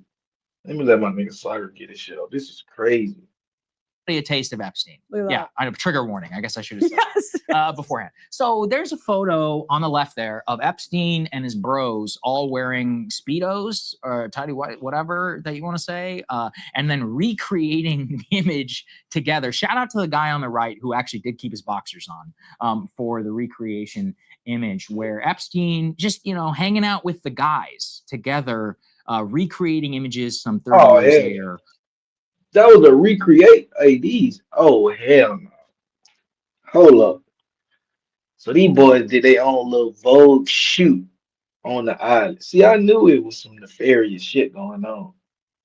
Hold up, fam. That's a recreation. See, I'm not even, and this is the problem with this type of material. If a nigga go to analyze and shit, I'm gonna feel on violation. I'm gonna let Saga build. I'm just gonna let Saga build. All of us in our tidy whities and in our underwear for the camp. Very normal behavior that middle-aged, actually not even middle-aged, 50-year-old men are engaging in, right? So just give me a little taste. This comes from the Friends section of the book, the early Friends, the people who he grew up with. This is the Brooklyn section. The Brooklyn section. So the book is, there's a table of contents for this 238-page book that Ghislaine Maxwell put together. Yeah. And the pages that the House Oversight Committee released are scans. That's right. With some redactions. So the chapters start with prologue, family, Brooklyn, then it goes to girlfriends, then it goes to children, which we're going to get to. That entire, all of the names there are redacted. We have some information, Sagar's been chasing it down, but that picture is from the Brooklyn section of the book, which I don't know about you, Sagar. I mean, you're you're very deep in Epstein mythology, but this.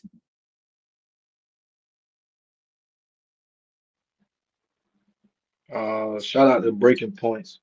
Y'all go subscribe to Breaking Points. I've been rocking with Crystal and Saga since they was over on the Hill. Crystal Ball and Saga and Jetty. Shout out to them. I like to watch their content. And Emily, I gotta shout out Emily and Ryan Grimm. I can't forget Emily been doing her thing. I used to ain't like Emily back when she was on the Hill, but I like Emily now. You're very deep in Epstein mythology, but this book, even just the Brooklyn section, even just hearing reflections from some of his friends on Jeffrey Epstein's early life, his upbringing, his accordion playing, I actually think we got substantially more information about Jeffrey Epstein's personal biography. That's right. Yeah. So just to explain a little bit, there's been a lot of questions about who Epstein was before Dalton. We focus on the Dalton School and where he is this teacher who's never graduated from college. He's hired by Bill Barr's father to teach math. We know that he was chasing young girls, even as a teacher at age 23. So it's kind of a question. And you're like, hey, where do these predilections come from? And yes, by the way, he was likely hired by Bill Barr's father. We can go down that rabbit hole, but we could. Thank you. But prior to that, there's kind of a black hole about Epstein. We know he grew up there in Brooklyn. We don't really know a lot about what he did. What comes out from the book is that even when he's a teenager, him and his friends are all reminiscing about their wild sexual escapades. Not, look, I'm not even going to read it. Like, it's so graphic. I literally cannot read some of this stuff. Yeah. It's wild. Yeah.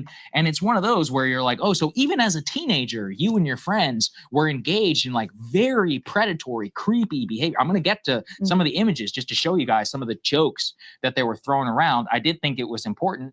Let's put the next one up on the screen. Very early in the book, we see this image of a woman who is posed there with Jeffrey Epstein, and the caption is, quote, "He is the boyfriend of X." Quote, "We think he works for the CIA." So why does that matter? Because it's exactly in those very early days, and I focus on this in the Epstein mythology, that his initial interactions with intelligence, or at least appear to be interacted with intelligence, there's a limited amount of evidence for this, seem to come to the surface. And that is his interactions with these arms dealers, where he allegedly, according to their testimony, got on a private plane to the Pentagon and was engaged in sketchy financial transactions, all of which are involving people like Robert Maxwell and the Khashoggi family, so many of these others. The Khashoggi family, that's crazy. I don't know if the Khashoggi family, that name. So Khashoggi is the name of a reporter that was killed. It's a famous reporter that was murdered, assassinated. And they saying that Epstein had ties to somebody in his family. I think his uncle, who's like a billionaire. Is that Saudi? Let me look into that. I'm going off the top. Arms dealers, where he allegedly, according to their testimony, got on a private plane to the Pentagon and was engaged in sketchy financial transactions, all of which are involving people like Robert Maxwell and the Khashoggi family, so many of these others who are basically high financier cutouts for different states like Israel, Saudi Arabia, and others. Some of it is also linked back to Iran-Contra. Just to give you an example, and it's in these early days that I don't think it's a coincidence, quote, "We think he works for the CIA." Even though Ghislaine said, "Oh, he would never do that," and then they put it in the book. I would have known, and then of course they put it in the book. Maybe it was a joke. Maybe it was a joke. I don't think so. All right.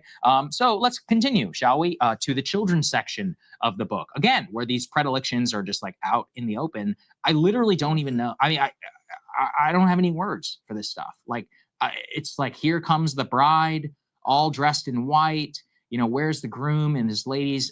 Where is the reminder? Work on his binder in the glory. What does that say of his dog? Like, this is literally a children's like rhyme image that was drawn for him by a literal child. We don't know exactly the name because it's redacted actually in the book, but this is for some reason meaningful to him in this birthday book. Could be a relative. Like, again, it's not all that explained. It's creepy. It's weird. The bride, what is the mythology, the symbology of this? And if you're at all familiar with some of the, I really hesitate to like go in, but if you ever watch True Detective season 1, right, the idea of the child bride and all of that it's like deep in the lore of a lot of the way that these guys act. And I'm not making this stuff up. Let's put the fourth image here on the screen. Again, trigger warning. Okay, thankfully some of it is censored, but this is a small child girl who somebody's family member, I guess, parent, submitted to the book of her like posing suggestively in pajamas, playing the piano. Keep the piano in mind. It continues to like recycle throughout the book. And go ahead. Well, I was gonna say, if you're just listening to this and you're not seeing the poses that this girl is in, There's one where she's sort of popping her hip out. Right. It's like hypersexualized image of a young girl. Right. So Yeah. if someone is trying to, if we're steel manning the Epstein defenders who say, maybe it's a niece. No. Maybe it's, I mean, even if it is. Oh my God. It's disgusting. Yeah. Look, as a father of a young girl now, I whoever did this, you're sick. I mean, you should be prosecuted. But let's continue. I mean, more photos. Okay. Let's go to the next one. Same thing. A presumably young child holding a teddy bear. These are all being included in the book. I don't know exactly what that image on the right is. Potentially it's Epstein or somebody else with the child laying in bed. But I mean, again, these are really disgusting images in the context of some of the things that we know about Epstein from this point forward. So this then fits very importantly, again, with his early upbringing and with his friends. So let's go to the next one, because here, this is a little joke between Epstein and his friends. So this is a photo, for those who are just listening, of Epstein and his friend. One is wearing a ski mask. The guy's holding a knife in his hand. Epstein is pantyhose is wearing over his face, and they're posing. And the caption is written, quote, "Finally at the home of our friend, let's call him Mr. Brown. Jeffrey unveiled his plan. To some, it may have seemed a get-rich-quick scheme, but to me, it was pure genius. Rob and kill was the name of the plan. The first victim, blank, to be attacked and brutally plundered. Would she want more than that? Question mark. On the boardwalk in Venice Beach, broad daylight. The dastardly thieves were never caught. Postscript. I retired, quote, from the life. But I recently read an article in New York, which led me to believe my old friend, Mr. E, had continued on and become an industry leader."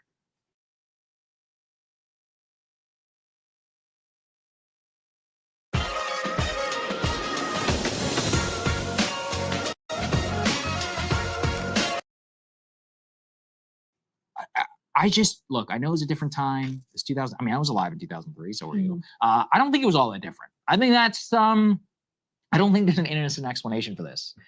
So like, what is the implication exactly here? That we should go around robbing and raping women, like, with masks on our face? This is the sign Or joking about sick, degenerate individuals, at the very least, and potentially much larger criminal behavior.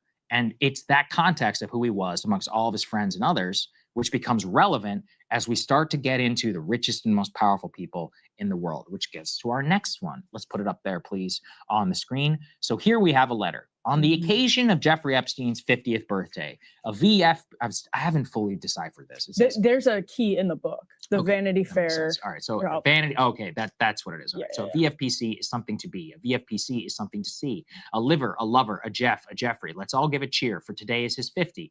5 decades, or half century, by birds and bucks, C and M's are his key. Blonde, red, or brunette, spread out geographically. With his net of fish, Jeff's now the old man and the sea, teaching math, trading options or foreign currency, green eye shades, schemes and plans, a unique tax strategy, wet dream, and I can't read that, an architect's wild spree, Moscow, Paris, Santa Fe, Alhambra East, Jamboree. Let's go to the next part. Maxwellian delight, a mother's treasure, great joy, most surely, Harvidian patron, brain researcher for extending, I can't read that right there, outrageous, iconoclastic, unconventional, spirit-free, best of all, a dear friend, happy birthday, Jeffrey, love and kisses, Leon Black. Okay, that's Leon Black, who was one of the richest, most powerful people in the in the city of New York. Private equity giant, paid Jeffrey Epstein some $170 million.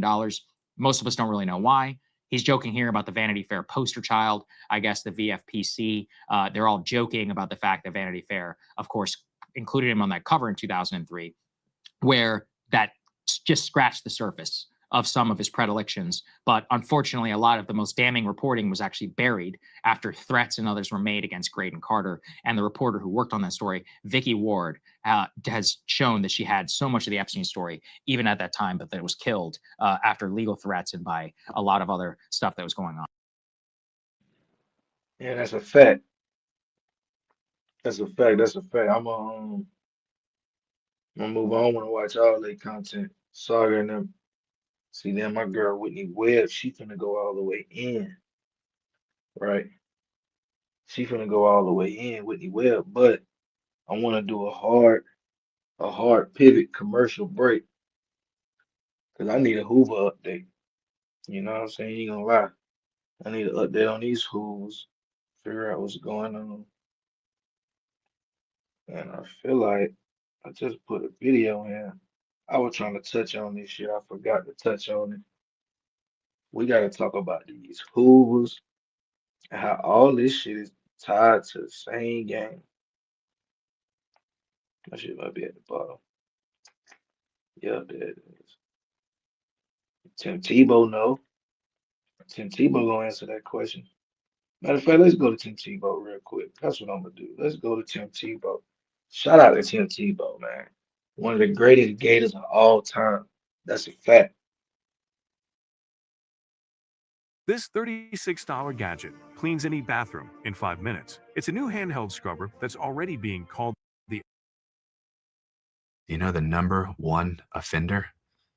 Biological fathers. Every red dot on that map is at least one unique IP address. Your average offender has 13 victims in their lifetime. 12 and under. Over 3,000 of them were infants or toddlers. And do you know the number one payer of live stream of boys and girls around the world? But specifically, our heart is to get to as many and leverage anything and everything we can so that they can get out of this evil. And as I mentioned earlier, you think so much is done by all these groups and gangs, and yes, that does take place in a lot of areas. But man, it's overwhelming when you think how much is done by families, by friends, by those in the trusted circle. And especially when we talk about the fight against child exploitation and child sexual abuse, it's off the charts of what is being done in the families. And do you know what's the, I don't know if I want to say most disappointing, but maybe one of the most heartbreaking is, do you know the number one offender? Biological fathers. And it's not going to make your day, but I brought a map to share with you. Is this map? Every red dot on that. So first of all, that is a DOJ law enforcement map. It's called the red dot map. And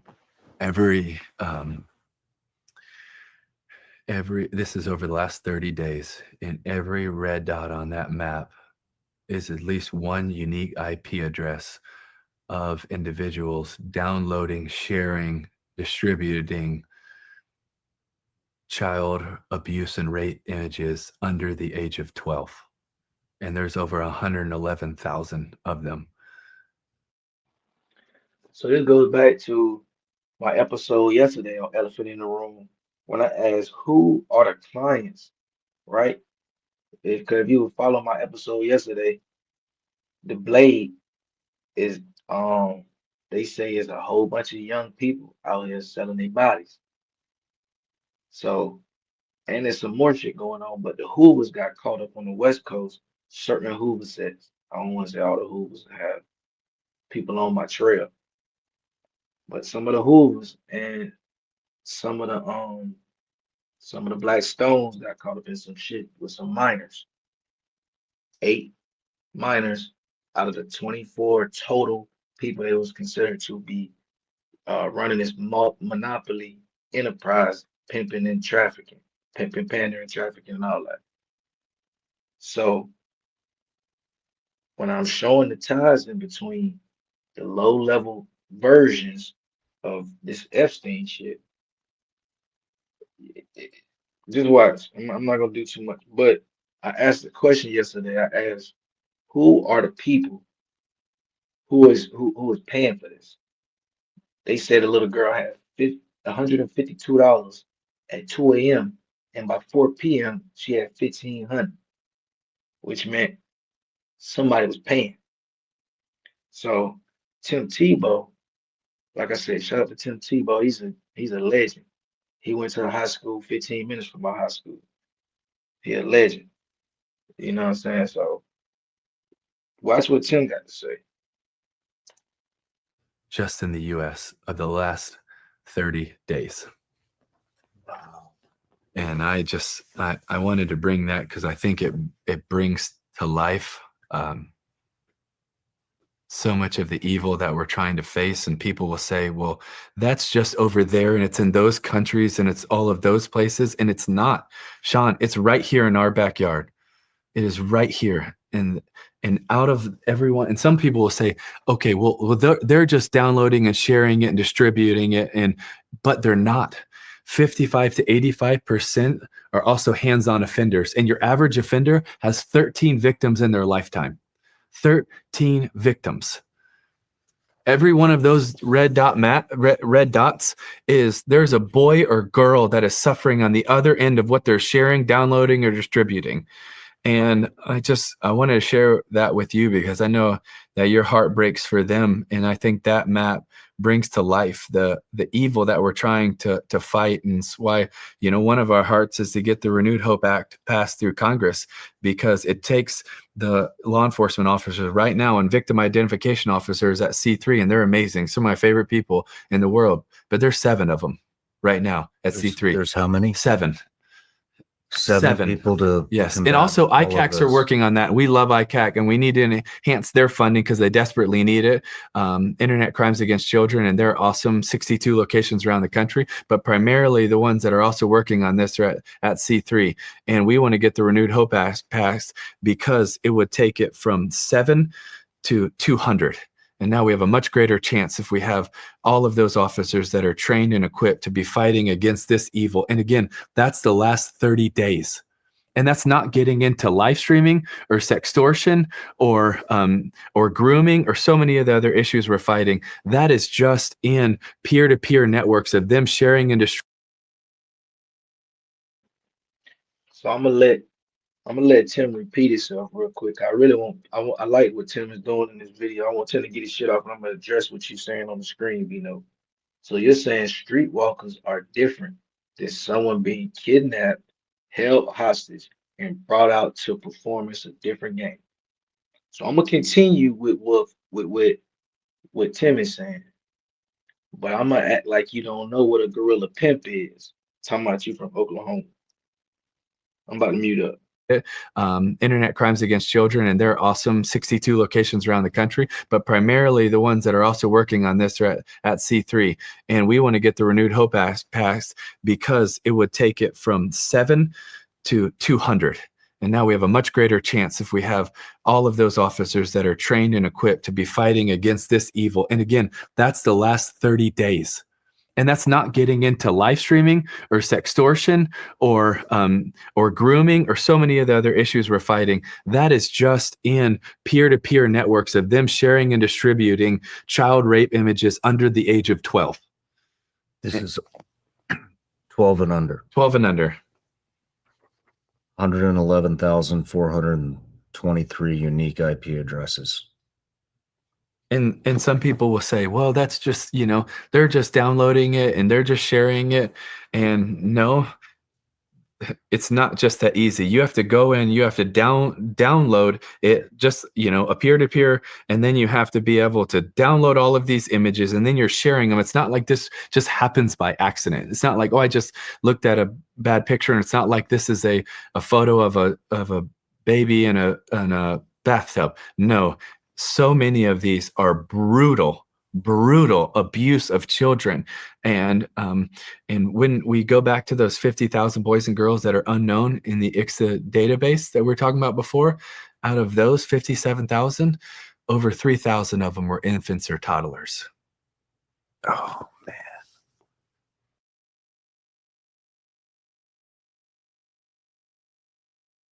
So how would you purify water in case of a blackout? Oh, I'd boil it. Boiling kills bacteria, but it doesn't remove contaminants. Plus, it takes a long time. In an emergency, we need a method that's effective and fast. We would need a method that wouldn't need electricity and make the water safe. It also has to be easy to do. There is no way I'm building a well. So what about the ways the pioneers purified their water? My bad, I had to go get my papers. So, V-Note, man, I'm gonna educate you, bro. I'm gonna educate you. There's a lot going on out here, man. Streets got to get cleaned up. You say what's on our heart. And these are boys and girls that can't fight for themselves. They can't defend themselves. And yet so many of us, myself for so long, did nothing to defend or stand up for them. And it is our heart that we would rally an army, and maybe we would even declare a national emergency to fight this evil. If this is happening in our backyard, and out of all those that have been rescued from, or out of all those that have been, safeguarded and rescued from Renewed Hope 1, 2, and 3, more than half of those boys and girls have been right here in the US. So we think it's over there, it's over there, it's over there. No, yes, it is happening in other places, but it is happening in our country, right here, in our neighborhoods, in our backyards, in our families. And then we get into the fight against live streaming. And do you know the number one payer of live stream rape of boys and girls around the world? US. US. Not close. And in peer-to-peer sharing, we're third. China, Russia, America. Man. Sorry, I do get fired up about it. I do too, man. It's how are you combating this? Well, we're trying to do it in every area, in every way possible, whether that's with partnerships and nonprofits and law enforcement and rallying and task forces and legislation and lobbying, trying to get them to enhance the army per se in fighting this. And that's really what the Renewed Hope Act is for. But it's also getting the Renewed Hope operations more and more and more. And we're having more and more every day. But it's also, creating awareness. And I hate to use awareness because people say it all the time, and I don't want awareness for awareness sake. I want people to be aware so we act to do something. I think we really have to change laws and legislation, and I believe there's a lot of people in Congress and in DC that want to change it, but we have to get it done. We have to protect these boys and girls. And I know we have to figure out budgets and balances and all these important things, but what does it matter if we figure out a budget but our boys and girls in our backyard are being raped and abused? Like, let's make the main thing the main thing. This should be a main thing. Like, this has to be a main thing. No matter where you're watching Sean Ryan Show from, if you get anything out of this, please like, comment, subscribe, and So Tim, like I said, he working, he doing his thing, right? So let's address this this narrative. Cause like I said, I'm finna tap in with these Hoovers. So shout out to Gangland Neem. All right, shout out to Gangland Neem. He did a video. Let me find it first.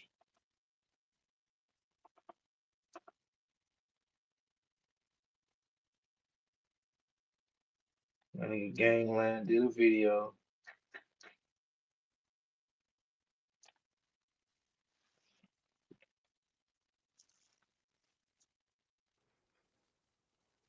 Why wouldn't we go after the pimps? So give me give you the backstory on this. The Hoovers, like I said, the Hoovers have been arrested on a RICO. Arrested on a RICO. This person right here, ATM Richie, he has what's known as a soft white underbelly interview. Right? He have a soft white underbelly interview in which he is explaining his gorilla pimp tactics. He's talking about putting girls in cages and all kind of goofy shit. Shit that if nigga was doing at the end of my people, he'd be dead. Right? But I'm gonna show this clip because he gives a little bit of insight into the underworld because he high off that crystal meth. And he already admits to using crystal meth in the interview. So I'm gonna go ahead and play this clip because this is what's going on right now. This is not an isolated incident. This is why this RICO was taking place. This is what it is. So I'm gonna let him say his little shit. I'm gonna go grab my computer charger. It's like that though. He different. Shout out the best chat on YouTube. Can't just let this nigga talk and keep going. If why wouldn't we go after the pimps? If I'm on a Duce, or maybe the clientele. If I'm on some Duce and I'm in my motherfucking car, for sure. Why would we be going after? If a nigga be like, "Oh, that's the underage," and I see, I swear to God, I'm putting my head down. Get the fuck out of here. What the? We not playing. I swear to God. I feel like a lot of people are trying to make it seem like actually underage prostitution is out of the norm on Fig, and then I kind of feel like I'm getting like different energy It's from been you. going on forever, and motherfuckers just finally got. Okay, thank you for being honest RICO. about that. Yeah, it's been going on forever. I feel like and I ain't here to expose none of that shit because motherfuckers got their own fashions and fantasies. If you into pedophilia, you into pedophilia, and a lot of these niggas not even into pedophilia. I swear to God, a lot of these niggas ain't even pedophiles, bro. A lot of these niggas on the dead homies, they just know the game. The game is to get in the pimp game and graduate. Possibly, nigga, get in some minors because minor sells more. To possibly become a kingpin, and now you going to Again, I'm gonna let him say some more because this is about to be crazy. I'm gonna let him say some more. I'm gonna let him say a lot. He finna say some shit.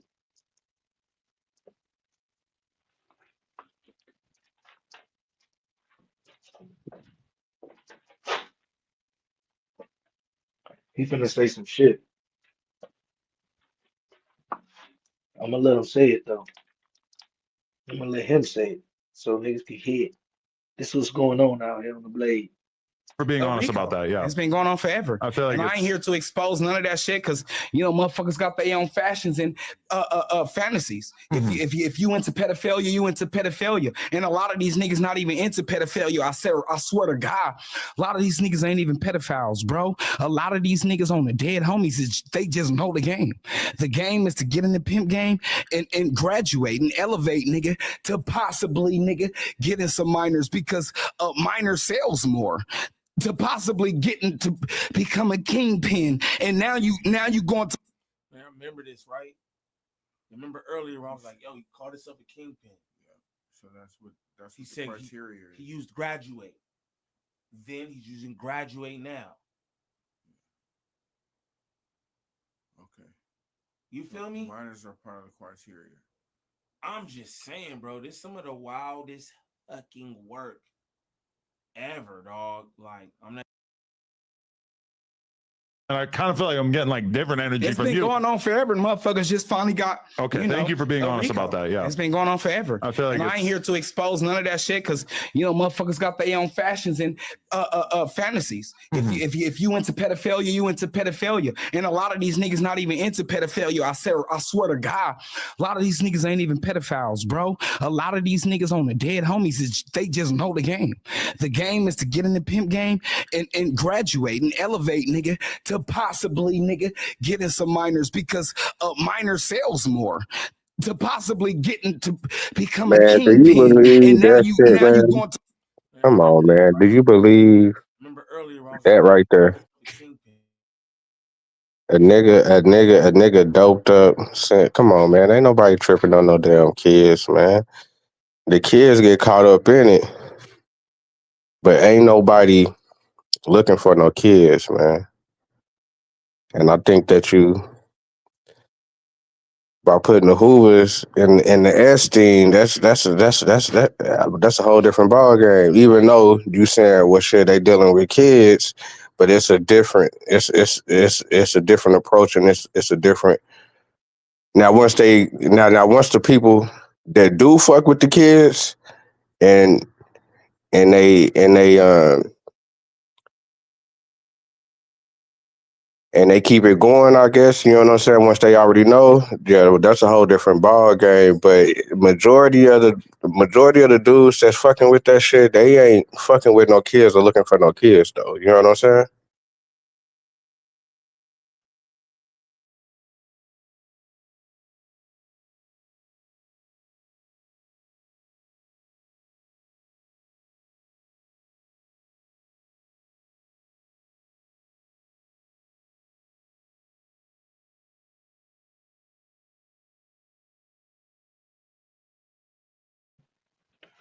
Hold up, I'm grabbing my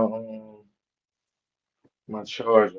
I heard Like you. when I had this one, just like when I got this, just like when I had this one partner, he got locked up on fair time doing this thing and got caught up with a young bitch, but he didn't even know she was a young bitch for the simple fact she from a whole nother state. He meet her in a whole nother state. She got fake ID. When the police run up on him, he just caught up in the twist with her. But Yeah, hold up, look. he don't, you know what I'm saying? Whenever he came into it, it wasn't like This case different though, gang. This case ain't that, right? This case ain't that. I'm gonna show you, right? My computer in the house right now on the charger, so that's why I muted it. But hold up, let him say what he about to say real quick. Yeah, he doped up. He in the game. If you into pedophilia, you into pedophilia. And a lot of these niggas not even into pedophilia. I swear to God, a lot of these niggas ain't even pedophiles, bro. A lot of these niggas on the dead homies, they just know the game. The game is to get in the pimp game and graduate and elevate, nigga, to possibly, nigga, get in some minors because a minor sells more. To possibly get into become a kingpin, and now you going to other countries and you kidnapping kids and different women and shit. That's really the moral of the story to get to. You've seen this trajectory for like Los Angeles pimps that they end up going overseas and becoming like worldwide traffickers. I ain't trying to do none of that, bro. But I would love to know who was doing this. Look This sounds at Lady outrageous. Duck. Look at Lady Duck. What they saying she doing? But she was on the block doing it. But right? they talking about she trafficking organs and shit. Okay, that's but the whole only different level. Yeah, I agree. That's a you totally get me? different level. But like So that means Lady she Duck, was- the that means only thing in the motherfuckers was- indictment is them saying that someone else suggested that they would do that to a girl, that they would basically. And what she say? What she look like? She was like, "Let me Which see him." means what? Oh my But dead that homies, what doesn't the make bitch us look think like? that she herself engaged in that process. Even if she didn't on the dead homies, and even if she didn't, and even if she did, a nigga who did would have been like, what she look like? Because I probably can do something with the bitch. Right or wrong? I don't know. Come on, gang. If you a fucking drug lord and I hit you up and tell you, look, I got a bitch. If you don't want her, I'm gonna sell this bitch organs. What you gonna tell me, Adam? What would you tell me on a dead homies if you was in position? What would you tell me? So I'm a drug lord. No, not a drug lord, a traffic lord. Okay. And you were like, I got this girl. Do you want If you her? was a pimp and I hit you up, Adam, and said, look, I got this bitch. If you don't want her, I got this bitch. If you don't want her, I'm gonna sell her organs. Okay, and we're what talking would you about tell me, Adam? Of age. Of age, right. I mean, I don't think the fact that if I don't. I would say just give her to me, bro. You didn't sell her organs. I'd be like, it's cool, just give her to me. I'm all equalizer with it. I'll take her. The fuck, bro? This is some wild shit that he describing, and we all know that this is real. We all know that this shit goes on. But just to hear him, you heard him say too, it's the unspoken truth. You know, if a fucking pimper ended up taking his ass out. Straight up. Maybe.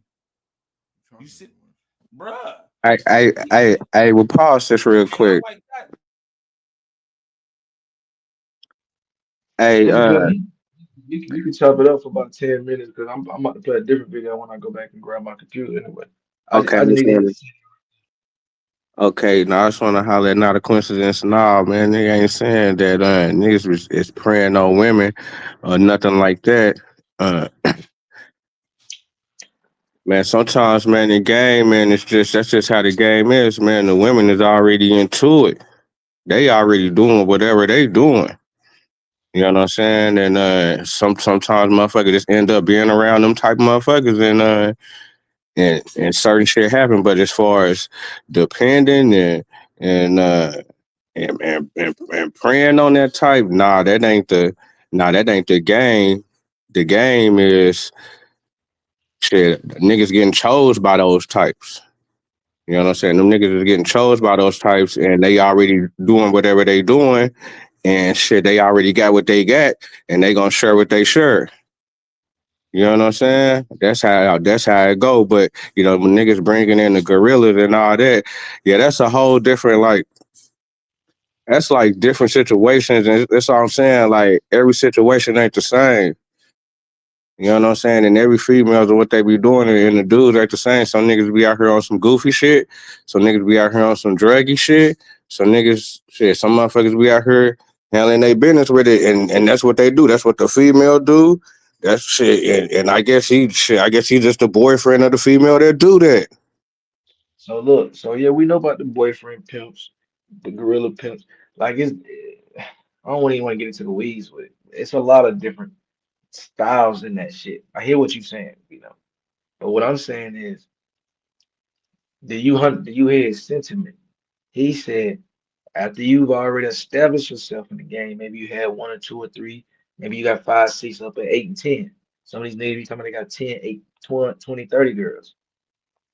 Next thing you know, he just said to graduate to that kingpin status, you moving in organ shit. You moving in children.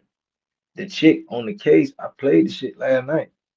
Lady Duck is being accused. She's in jail right now. She behind the jail phone pimping still. So they got that. And then they got her they got her in the conversation with the dude talking about she feeling like a damn a predator because she had the 14-year-old up at the motel. Her family came up there and found the chick and took her home. Like all this shit is in documents. You understand what I'm saying? Yeah. That's what I'm saying. That's what I'm saying. Like, yeah, she fucked up out there because that ain't her usual get down, probably. You know what I'm saying? Like, damn, but once motherfuckers recognize that, motherfuckers need to step away from that shit. You know what I'm saying? As far as on that tip. But some motherfuckers just be so lost at it, they think they can just sneak around and shit and just think that it's just a revolving door. Like it's just you know what I'm saying? It really, you know what I'm saying? They just look at it like that. That's what I'm thinking how a nigga look at it. And that's the only way that I can see a nigga moving on, knowing, you know what I'm saying, that this is underage, knowing that this is a kid, you know what I'm saying? And still moving on and still having conversation and still, putting that battery in their back like that. You know what I'm saying? Like, yeah, them niggas is fucked up. But what I'm saying, motherfuckers don't be going into it with that game plan. And yeah, this nigga saying some goofy ass shit. I don't know no niggas talking about going international and selling organs and like. Trying to catch me in no cases, but Nah. I'll be really speaking facts. But motherfuckers trying to cross me up with like a RICO, so on the dead homies, I'ma like really try and like play it off. But like, nigga, if you know, you know. I mean, if you had been hanging out with a slightly different crowd, you could have been wrapped up in this Hoover RICO, right? And also, I don't hang with niggas because guess what? I got 1,000 bitches, and you niggas ain't finna fuck my campaign up with some motherfucking minors or a renegade bitch. All my bitches, I got real bitches on the dead homies. Tom, get up on you. No, my dead homies. Let them know what's going on. Let them know right now. Get your ass over. You're getting in the indictment too. Huh? What? Indictment?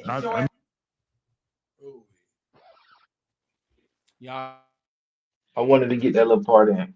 So, V-Note, this right here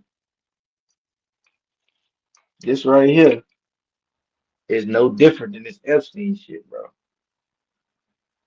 It's the same epidemic.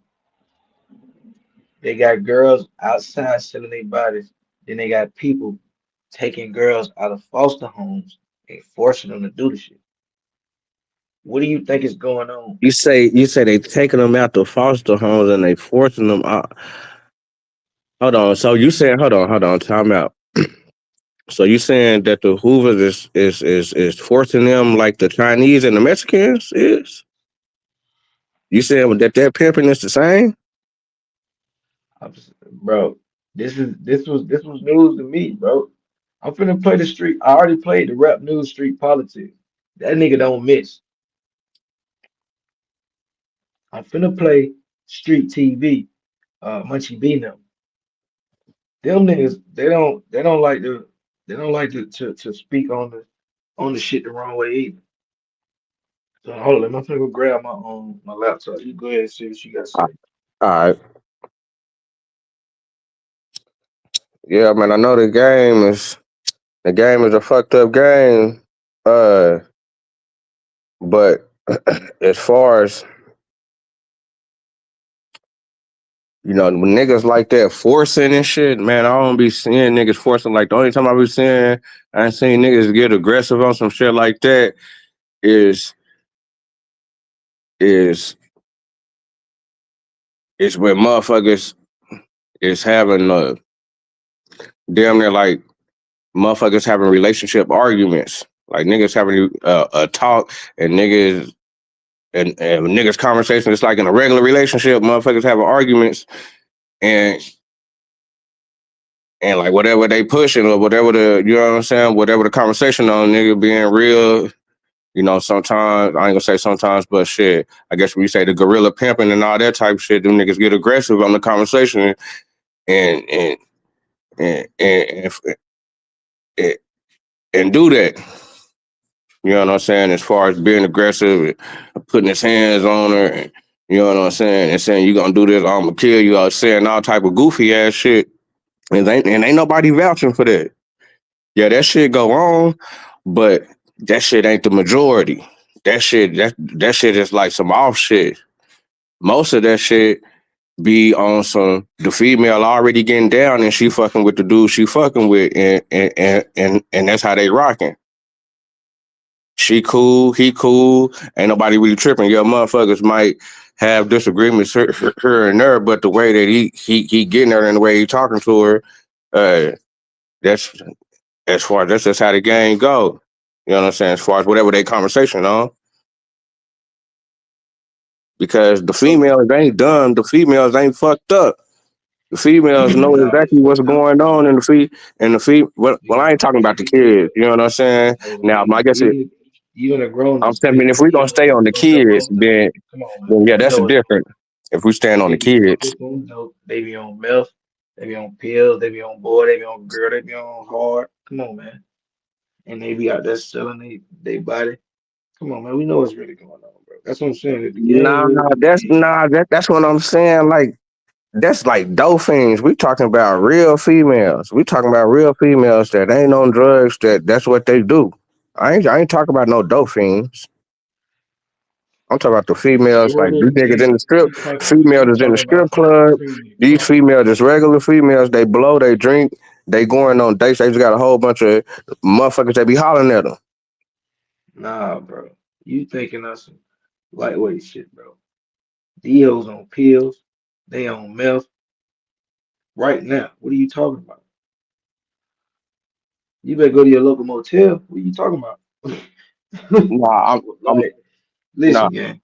Yeah, I'm saying, but that ain't that ain't the majority. That's the Yeah. majority, fam. Nah, I mean, there's some females that's out here fucked up. That's what I'm saying. It's dolphin type motherfuckers out here that's just on some dolphin shit. But there's definitely some women out here that's on some women shit, and that is the females that be damn near that the young girls be attracted to when they see a female like that step out. You know what I'm saying? And they know what she done did. They know her family, and they know her whole little get down. And they see her step out, and she okay. That's what be enticing them young girls to get out there like that. Not nobody hollering at them. He get her over to the house and they have a conversation and then he forced her to go do something. Nah, that ain't what's going on.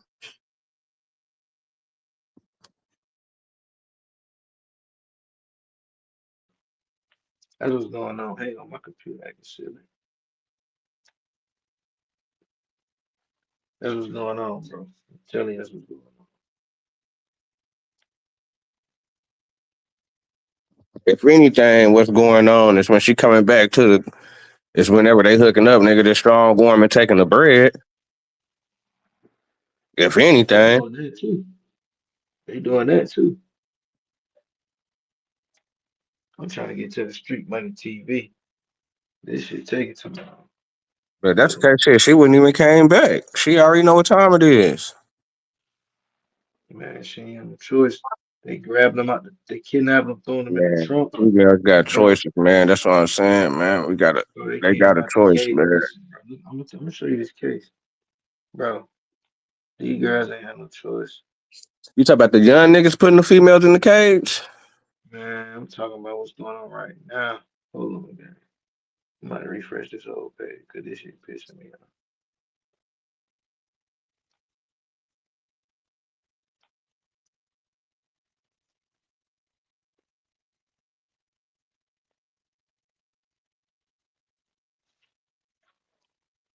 Hey, what you think about that Charlie Kirk shit? I think it's crazy.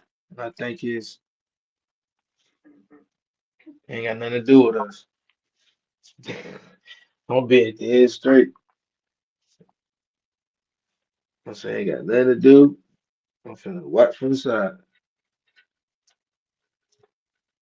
But they definitely can't blame none of us. I said earlier, there wasn't no switches and no ARPs involved, so they can't blame none of us. So I ain't got nothing to do with me.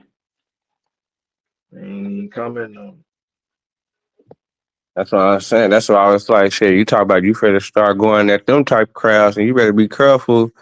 Not saying that niggas ain't supposed to be speaking up on no woods or nothing, but as far as you said they really the police, really. You know what I'm saying? They really go. They either gonna be on some sneaky shit like that, or they the police.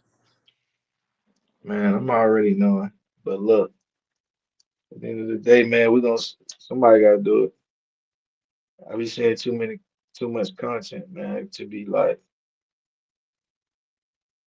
I gotta say something, bro. You feel me? I be seeing too Feel much you? content out here, I feel you. and especially when I be seeing like the black people who be speaking up, the shit they be saying, they be like, "Yeah, who the fuck is you?" Like it be some crazy. Cause like I said, I be tapped in. If I show you my timeline on one of my Twitters, you'll be like, bro, what the fuck? Like it's some of the most craziest, most racist and shit you'll ever see, and that's just from me following politicians that's on the right. So niggas be thinking they on the right, they don't even know what's going on. See, but They I can put see why yeah, niggas would agree with what dude's saying because dude really saying shit, basically what motherfuckers is already saying in the hood. But he coming with his perspective with it. You know what I'm saying? But it's basically the same thing. You know what I'm saying? But he putting his feelings into it. Like that's what I'm saying. I really never heard of the dude today until you know what I'm saying. Well, not the Kirk dude, but the dude that you was bringing up. I never really tapped in and heard him, and it really just sound like to me. He sound like just one kind of white boy, kind of like a shook type white boy that don't really be around black people like that. And when a nigga do get around black people, he be the police type. Like as soon as anything look funny, this nigga might call the laws on you type shit. You know what I'm saying? he know Mike, he gonna accuse you to the police without you knowing. He is it's all of that. He already has like bro, like I've been following the jit for a little minute. He was Charlie Kirk top up was the whole thing I was saying. Then Like them they type was of gonna niggas that the nigga try to avoid, like for real, big time. They don't even want them niggas. Nigga don't be want to be on them niggas' radar. I hear what you be But I saying feel you though. though. I feel you though. You I know hear what I'm what you be saying. But be saying. careful with it though. Be careful with it though. It's this you know the motto, man. You gotta stay swift. But like I said, this where I'm from, bro. Like my city, I I'm gonna do a build on it as well. But my city, it was like eight historically black towns on one side of the river, and on the other side of the river, like four historically white sides. They was all of these was Confederate towns, the other side was black. Union soldiers had to stay to make sure that they weren't gonna try to ambush the black cities because they had already did it and before, you know what I'm saying? So like this was like a real lifestyle. You know what I'm saying? I done came up in this shit. So it really not that's not nothing at me at this point. I feel you. They ain't gonna do nothing online that I ain't seen in real life. I'm just saying them niggas be bringing them boys into the game, man, and I don't give a damn. fuck all that shit. Nigga gave them niggas way too much bread, man. Shit, fuck that. Hey, that's why I got listen. That's why you gotta get to the money. You gotta monetize. That's what I'm doing. Get to that money. That's how they doing. They use the raise, baby. We gonna raise with you. Come on, man. Give me that money. That's You seen right. them? They was in here early. You seen they was in there talking that shit Yeah, early. yeah, Like, okay. come That's on, that's man. what I said. I said, but I don't even really know. You know what I'm saying? That's what I'm saying. I really don't know what type of crowd you got or what kind of subscribers you really got kind of going on. So I really don't know who is who. But yeah, I see it was definitely some. You definitely raised some ears. That's a fact. So you definitely got them listening. So, but that's a good thing because you know when they listening, shit, you know you definitely get your numbers up with them. And that's the game. Cause see, they do that. You'll engage with some overly motherfucking. If it's a black dude, he done got hit by a white dude driving the car. They know it's gonna be a million black people comment. You know what I'm saying? So shit, they have their own move. You know what I'm saying? So I'm like, I already know. Look, the thumbnail gonna get them. They gonna pull up off the thumbnail and the name on in the title. You better not be talking about they Jesus, cause they be crowning me. Come on, man. You know how it is. Same way, like, bro.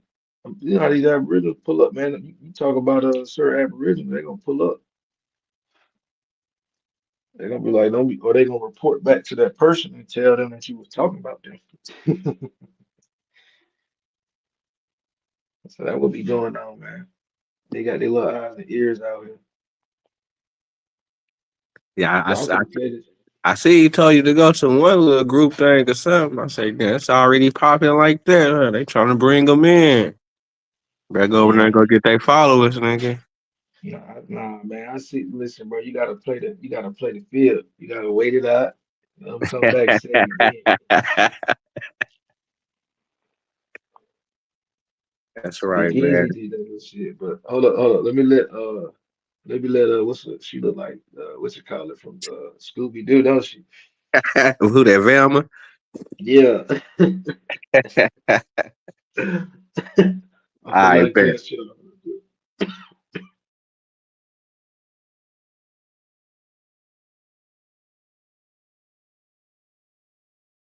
Find money that had been stolen, and he hid away stolen money for powerful people. He played both sides.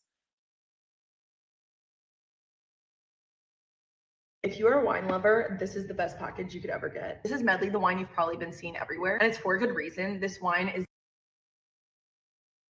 And someone who can effectively do that, he was hired by like very fancy, like aristocratic people for those purposes, admittedly. Like a very aristocratic Spanish family being one of them. They would not just hire some financially illiterate idiot to do that kind of stuff for them. And Adnan Khashoggi was one of his clients too.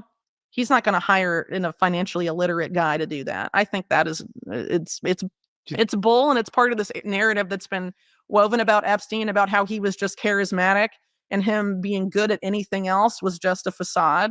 So it's Because a distraction. well, yeah, because by that narrative inherently means don't look any deeper into what Epstein was doing, in his early history, for example. Yeah, I generally agree. If you look at Epstein's past, the money laundering aspect and arms trafficking aspect is just as prevalent in his life and influences as the child sex trafficking and the blackmail operation potentially. So she's exactly right about that. Adnan Khashoggi was kind of a playboy from Saudi Arabia. The prototypical playboy had expensive yachts and a harem, and he was involved in the Israeli side of Iran-Contra, moving weapons between the United States and Israel to fund the Contras.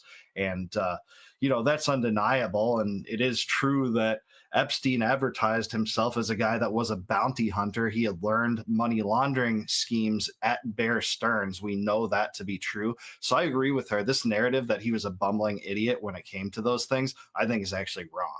Well, let's talk about that. Sure. Is this the arms trafficking? Yeah, among other things. So Okay, can we go back further, just for people who don't understand? How did he become a thing? Because wasn't he? No one just really knows, but it all Yeah. seems to have started with this backpacking trip to Europe in 1971, and this was when he was a college dropout. I think he went to Cooper Union, I think, for a few years, didn't finish, and then was started at NYU in 1971 through 74, but didn't get a degree, something like that. And somewhere in 1971, he went backpacking to Europe, and he was in the UK. And so in the UK, he became close friends with this famous cellist, Jacqueline Dupree. And reportedly he claimed through her got sort of an in with the royal family at that point. I don't really know if that's true, but he comes back from that backpacking trip and he's hanging out at Jimmy Goldsmith's house.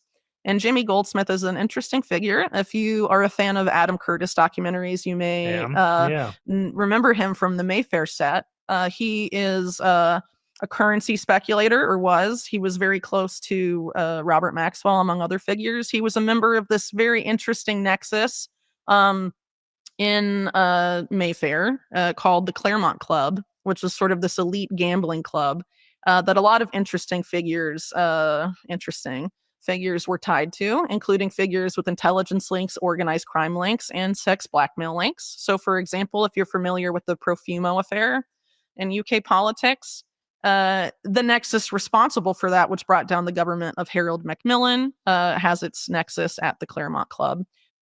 Yeah, this was called playing the box, and this is a skill that, Epstein learned from someone, whether it was from the Claremont Club or from Adnan Khashoggi, this idea that if you commit crimes and violate the law, but you do it in a manner that embarrasses others, such as that charges won't be brought against you, and it's particularly embarrassing to other people when it's in accordance with what you did, that's how you can get away with crimes. And that's what Epstein employed throughout his career, whether it was on the arms trafficking and the money laundering side or, all other sides. And Jimmy Goldsmith was a member of that, along with people that were also very close to Robert Maxwell, like Roland, or Tiny Roland, as he's remembered. And another well-known member is David Sterling, who basically started a lot of this movement, the private mercenary phenomena in Britain, among other things.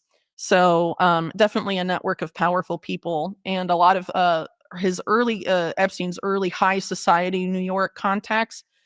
His earliest ones, a lot of them met him at Jimmy Goldsmith's mansion in New York. Note that he had only made, maybe a few $100,000 at Bear Stearns when he worked his way up from the trade desk to become a partner of the firm, I think in something like 4 years. And he was a specialist at moving money. It seems like there was some, schemes to offset taxes for certain clients of Bear Stearns, and that's what he specialized in, and that's the skill he learned. But beyond that, it's not exactly clear how he made so much of his money. We know he got a lot of it from Robert Black, or Leon Black later in his life, and also from Les Wexner beginning in the 1980s. Wexner even gave him a $77 million property, the most valuable property in Manhattan. But it's not really clear how he made a lot of his money in the early 80s, but he was associated with these figures in arms trafficking like Douglas Leese and Adnan Khashoggi. How were they connected?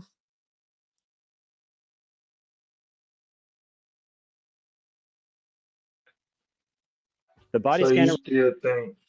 you still think that he's a nobody?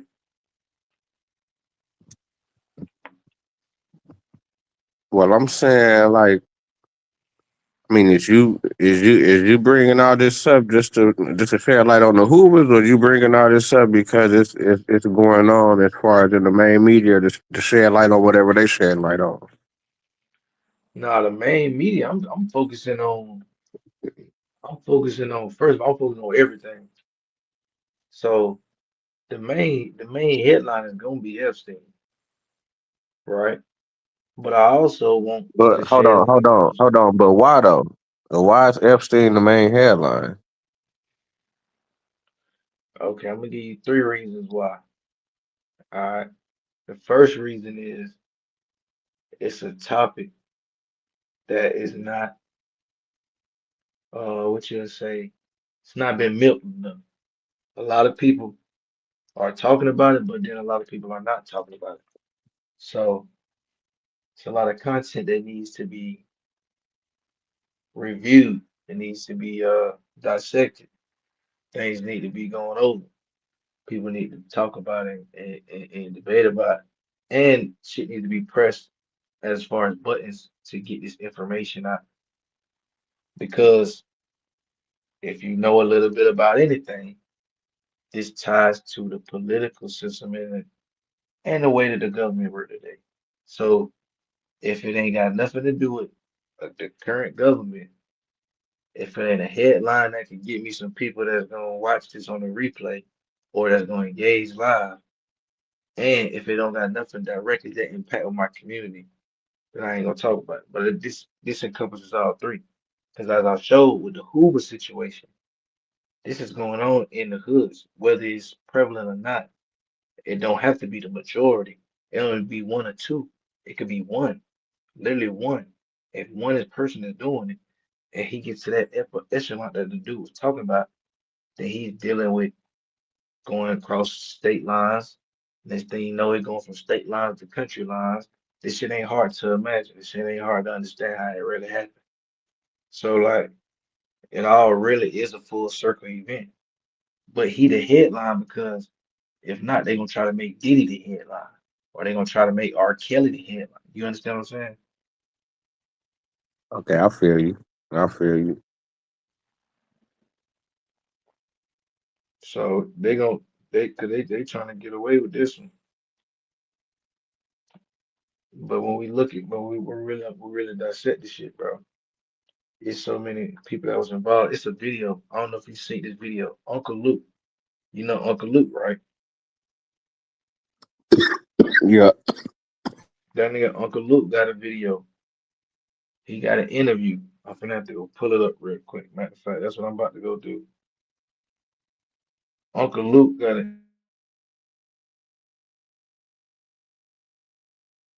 But what I was saying was like, yeah, that's fucked up what he was doing with the kids. Ain't nobody defending Epstein or nothing like that. But I think it's way far, from the pimp game. Them niggas is more like some crazy controlling tricks. You know what I'm saying? Mm-mm. These are some of the most powerful people. It's a trafficking network. They use, and this is why I like bro, this information. Like a lot of people ain't tapping in, but like bro, they using things like modeling agencies, the shit that used to be popping up in the mall. But like they have be like having girls try out, trying to get them to be on these modeling auditions. All of this shit was a circle or a finesse, umbrella, whatever you want to call it, for the trafficking that was going on behind the scenes. They was getting these girls, getting them around governors, council members, pundits that's be on TV, uh, rappers at parties. You understand what I'm saying? Like, I'm finna play this video real quick. But I thought that the girls that Epstein was getting was like young girls from I guess from like the city. Yeah, cause they was just walking over to his house, was they? He had some ones out of Palm Beach that they got out of the trailer park that they was driving down by the school, jumping out, trying to run down on girls that they know was in the rundown white area. And then they was catching um they got Jean-Luc Brunel who died in prison in France. He's accused of the same thing as Epstein, but in France. He had a modeling agency. He had all these girls accusing him of trafficking them to hide people, and he was arrested and he was killed in jail or died in jail, however you want to say, right? Him at in the same year as Epstein, they knew each other, and that dude had brought Epstein triplets from Romania. He had trafficked them in this indictment. They had mentioned how Jean-Luc Brunel had trafficked him triplets from Romania. So is that So is that the same thing that they saying that one white boy doing right now? what What's one? that one white boy that they tripping on right now? I forgot the nigga name, but they had locked the nigga up overseas. Said that he was trafficking females. Oh, you talking about Andrew Tate? Yeah, if you saying that's like, is that the same thing? I don't know what he got going. I think his shit got something more to do with like the way he his OnlyFans things. I don't know what he got going on over there. I ain't gonna lie to you, because when I've been doing my research into this shit, the way they do they traffic overseas is different. They had them girls in the room all day selling it live and online, and be beating them up and all. I don't know what be going on over there, so I can't speak for overseas, bro. You know what I'm saying? I don't know what be going on. One of my niggas over there, one of my niggas, he ball over there in Thailand, the Philippines. One of them, he be back and forth to China and the Philippines and doing that little basketball shit over there. But the nigga told me, matter of fact, the nigga showed me, them niggas got a app over there. Niggas got a straight up app, and niggas got their face niggas, and and that's the game over there. It's the app game, and that shit was kind of wild though on everything. She was showing me some wild ass shit, man, and so yeah, the shit is but that's what I'm saying though, like the motherfuckers that he fucking with, I don't think that they shit. The nigga wasn't talking like they was in the hospital or they was fucked up. These is like some motherfuckers just doing whatever they doing. You know what I'm saying? But then again, I guess they do be having certain people they be having to, like, you know what I'm saying, to even be able to get into the app, or you know what I'm saying, they gotta pay anyway to be able to play anyway. You know what I'm saying? But it ain't like but I don't think they like, you know what I'm saying? I don't think it's a weird situation where a nigga like, nigga, damn, nigga, the bitch looked like she was forced, or the bitch on some weird shit. You know what I'm saying? Like, shit, the bitch is just like a regular bitch, though. You know what I'm saying? Man, it's all type of shit involved. You don't know how to gorilla pimping overseas though. Let me play this video real quick. Here on the Midas Touch Network, an old interview with someone who attended a Donald Trump party in the early 1990s has emerged. One of Donald Trump's celebrity friends at that time, his name is Luther Campbell. You may know him as the rap moniker Uncle Luke. He was part of the band 2 Live Crew. And he did an interview with SiriusXM about 10 years ago on a show called Make It Plain with Mark Thompson. And during this interview, Luther Campbell, aka Uncle Luke, talks about how in the early 1990s, he was at Donald Trump's house in Palm Beach, and he left this party when he saw people there who he thought were underage girls. He described the scene as looking like it was from Eyes Wide Shut with Tom Cruise and Nicole Campbell. He said he saw drug use and he had to just get out. Let's take a look at this interview. Here's Uncle Luke in his own words on Make It Plain. Let's play the clip. If the man took us around the house, okay, he said, look, I got all these women. I got these women from the pageant. They're going to be there. So we went. It was like, hey, man, I got a pageant down here. I'm hosting these women at the house, okay, up in Palm Beach. They sent some cars to pick us up. We get in the cars. We drive up there. Me, Mike, Eddie Murphy, we all in our own individual cars. Car service drove us up there. We got there. He showed us around the house, told us about this mansion and the history behind it and all that. Just the golf course. It was dark. We couldn't see the golf course and things like that. And then before you know it, hey, man, y'all enjoy yourself. We got cocktails and everything. And before you know it, the rooms and everything start popping. There wasn't no DJ. It was more of, hey, get in where you fit in. Whatever room you're going to go in, you go into that room. So you say no DJ. There was no music? Or the music was piped in? No, there wasn't no music. No music. That was the interesting part about it. There wasn't no music. So women just naked in rooms with no music? Hey, people walk around. It wasn't, listen, it wasn't nothing wrong with that. I was happy to be at that party, but then at the end of the day, when I started looking at some of these girls' faces, I was like, man, these girls don't look like they're old enough. I didn't ask nobody their age. And then all the other stuff going on, you know, it was like, okay, I can't be up here. I got to go. If I'm going to jail, then somebody's going to extort me. I really, you know, I don't do drugs. Never did it in my life. You know, I smoked marijuana 2 times, you know, when I was in high school, and I didn't like the experience. As far as drugs, I may have sold drugs. I never liked the people who I sold them to when I was young because I thought they were stupid for buying it. So I never had cared to indulge in it. So when I do see people doing it, if I'm around it, I get away from it. Put it that way. And here, Uncle Luke again talks about showing up. He was there with Mike Tyson. Man, He was Uncle there Luke with sound like a buster other right there. celebrities. Man. That nigga sound And crazy. he talks about how the girls there were.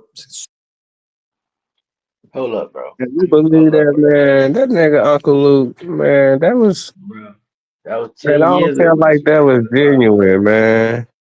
Bro, that was 10 years ago. What do you got to lie about? I mean, that was when Trump was getting into it, right? That's when he first was getting into the political things. No, this was before that. Listen, they had him on. He was just talking about some shit.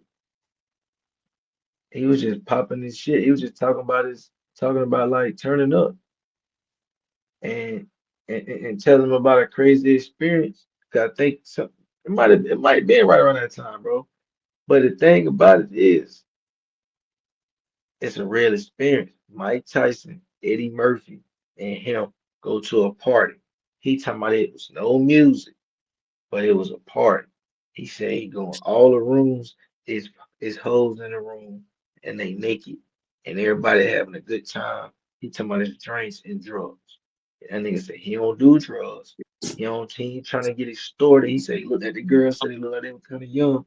After a while he left. That's what he said. Why would he mention that he was with Eddie Murphy? He Why said would he he had a mention that he was party with Eddie Murphy and with Mike Tyson? Mike You Tyson, feel me? Eddie Murphy, and they kicking it with young girls, and in 30 years now he bringing this up. Why would he mention them 2 niggas? You feel me? He could have just said he went there with some reputables by himself. He could have said anything and said a lot. Why would he throw in 2 people there? So he's saying that Mike Tyson and Eddie Murphy was kicking it with the kids. Or he said they left with him. One of the 2. Come on, man. That shit right there be suspect, man, to me, man. Especially cause that nigga Luke, he been jumping into that world a little bit. You know what I'm saying? So Nah, Luke, he run a league for the kids. Man, Luke good money. I mean, that's why. I mean, yeah, he good money. He OG, but then he was also saying the people that I was selling drugs to, I thought they was stupid, and like, come on, my nigga. He. I mean, that's what he thought. That's the He said it. extras, man. That's the extras, man. Listen, man, that's just what he thought. That's just what the man thought. You can't get mad at what the man was. He just telling you what he was thinking as a kid. He said he thought that they was stupid growing up. That's what he said. Man, he ain't talking about selling no weed as a kid. He talking about selling weed and shit and drugs and shit when he was in his 20s. Nah, he That's said what when he he's was a talking kid. about. Yeah, no, that's Nah, what he he's said. talking about. Nah, he talking about him when he was a kid. He said when he was a kid. When he was in his 20s, he was rapping by pussy. Yeah, that's what I'm saying. I'm pretty sure that's when he was getting his hands on a lot of dope and a lot of drugs and shit. Nah, man, Luke was doing. Nah, he was doing his. He was doing his money. He was the clean guy. He was the clean guy in Florida. All he did, all his dirty shit was with the females. He was the strip club nigga. But I ain't gonna say the niggas around him wouldn't get to the bag. Come on, now. They But was accusing him of having little girls at his concert doing wild ass shit. and that's man, listen, this is what I'm telling you. He to get off all he man, I don't know about all that, bro. He distanced himself from all that. And I'm telling you why he distanced himself from all that. He distanced himself from all that from so much. he made an interview, and in the interview, he brought up the party and said he left. Like, come on, bro. How can you not see a correlation going on here? So you trying to tell me a nigga bringing up the words extortion? It's 2015. It's before anything coming out, and he ain't really get too many details besides Trump. But it's another clip that I could probably find where it's a party that happens. And then in the party that it was described, there was a pageant before the party. And everybody from the pageant got invited to the party. That's how it was described. Then when the details came out, it was a two-man party, Epstein and Trump. So it's some goofy shit going on, gang. Hold on. So Let me you finish. telling me that they had, because most pageants and stuff, if they some little kids and stuff like that, they parents be with them. I mean, I never heard of a pageant where the parents ain't there supporting their kids. So the parents is letting the kids go party. Oh, come on, man. That don't even make sense. Bro, the pageant had people from 14 to 19 years old. Had a Come on, party. come on, You man. gotta listen to The listen to the parents. details. You gotta listen to the details of the story, bro. Because this is a real it's a real It story, bro. They sounds got crazy. video footage, bro. They got video footage. Listen to what I'm saying to you. They got a pageant. They got judges. I don't know if it was 3 judges. I don't know if it was 2 judges. I don't know if it was 5 judges. But I know 2 of the judges was Epstein and Trump. Then I know, based on this clip I'm finna play, then I know that your boy had a party with just him and Epstein. The shit came out right when he was trying to cover the shit up. I'm trying to figure out what the fuck going. You see what I'm saying? I'm sitting like, damn, what's up with Trump? That nigga tripping. Because I didn't think he had nothing to do with none of this. I thought, like y'all thought, this shit was about the Democrats. So I'm trying to figure out the fuck going on, B-No. You see what I'm saying? So No, I feel you. I feel you. Now, ain't no, yeah, you might find something. No, you know what I'm saying? shit. So Because I ain't yeah, never really like trusted no Billy. But the only reason that I'll be looking suspect at is like, shit, them niggas doing a whole bunch of extra shit to try to get this nigga, and it ain't looking like the way they doing it. It ain't looking trill.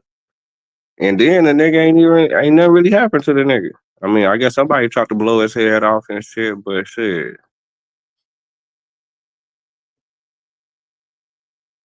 it wasn't because of that.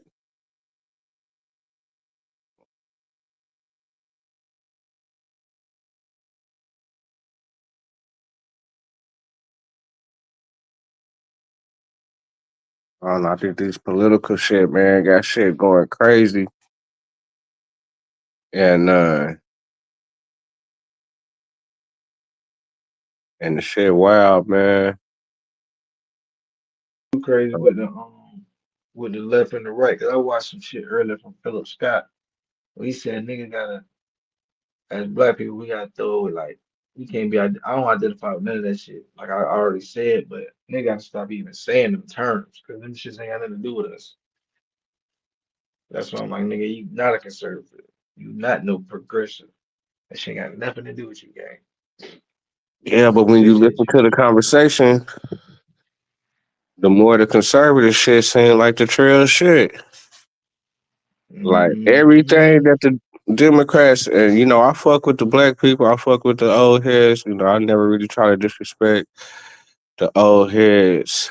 I never will disrespect the old heads. But when we really looking at the facts with the old heads, they just doing all this for a paycheck or to be able to keep their job. You know what I'm saying? And that's why they also, as far as like them government jobs and stuff like that. Now, I definitely ain't clapping that a whole lot of black women lost their jobs within the government. I don't know if I don't know if that was uh, if that was planned out. You know what I'm saying? I don't know if that was some political. I don't know if it was just the positions that they had. You know what I'm No, saying? you know what that was. That was planned It out. was fucked up like that. I can But then show you the again, motherfuckers been playing this political game going. That's what I'm saying. When you play this political game, it's like that's a tricky game. You know what I'm saying? Motherfuckers be doxing motherfuckers. Motherfuckers be doing all type of police ass shit, and it don't even be the police though. It be regular motherfuckers. So that's what I'm gonna say to that, And I've been, like I said, I've been giving my reasons before, but then once you said that, I also brought me to this. I was arguing with Aboriginals for almost 5 years, bro. I started arguing with Aboriginal power in 2021, bro. So from 2021 to now, I done seen probably, I don't know, 15 niggas get doxxed. So it crazy people is everywhere, bro. It don't matter who you talking to. If you disagree with a motherfucker long enough, you ain't gonna get to doing some hoe shit. That's just what it is. So you already you know what be going on. They be doing all kind of goofy shit around here, bro. So niggas be trying to corner me like, oh, Lucky, do you condone what such and such? Man, I don't condone what that nigga doing. I'm not that nigga. So you know what I'm saying? Like it be all kind of goofy shit going on. I can't think about what the next nigga gonna do. I do have certain barriers in place. You know what I'm saying? But it's like you just gotta move swift. You gotta move swift, man. That's a fact, man. That's a fact, man. I don't know. You see how motherfuckers been like with the dude and his girlfriend down in Vegas, how the nigga got popped by the other YouTube motherfucker and shit like that. At Zaxby's, you can lemon pepper any way. You talking about a nigga? I mean that's about monetization. That's about flagging niggas channels and shit. Oh yeah, that lemon pepper Zaxby's dry rub ain't no joke. Boy, I tried that shit. Oh my god, that shit's on fire. Hold up.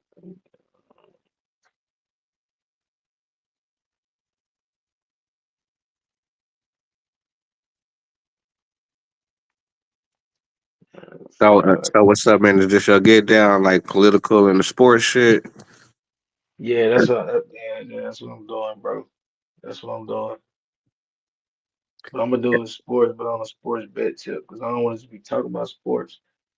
You know what I'm saying? Sports bets, or maybe you get the youth involved, try to do the HBCU, cover the HBCU games and shit like that, something like that. That's right. That's right. Cause it's a lot of raw niggas in the HBCU, and they don't be getting their love. So I feel like, you know what I'm saying? I could do some shit and covering some shit like Vic. He the coach for Norfolk State, Mm-hmm. and Deshaun Jackson, which was my favorite player growing up. That nigga, he coached for Delaware State. That's my mama on mother. So Okay. you know, so I gotta tap in to all them games. You feel me? That's right. Yeah, that's right. So so a nigga gotta support them bitches. So at the same time, you got to gamble. I done had some shit going on. I done put on, I do my little thing, but I ain't put no bets up this week as far as doing no streams about it. But I'm gonna do it probably on Friday before the games, right? And 'cause the games probably crack Friday, Saturday, Sunday. Talk about different bets and go over who I think gonna win and who I think gonna take off. shit like that. It's all gonna be on this one channel right here, or you got another channel? I got another channel, but I'm trying to build this one up right now. The other channel I had bought it from somebody. So You say when I you had, bought the channel? yeah, I had bought the channel. Yes, man, come on, man. You know you gotta stay swift. So That's a thing. Nigga say he bought the channel. My nigga. yeah, so I low key I am gonna get that one cracking, but I wanna see how if I can build this one from the ground up, just off going live every day. Just see how long it take, and then you know what I'm saying, push come to shove, if it's taking too long, I go back to the other one. But all I need to do is keep getting my watch hours up. I just gotta get my followers up. My watch hours gonna get there, but my followers, that's all I gotta worry about, making sure I get to 1,000 ASAP. But I feel like, you know what I mean, I just keep talking about certain shit and I give me a good setup. I gotta get a better mic and a better laptop. I'm finna go up.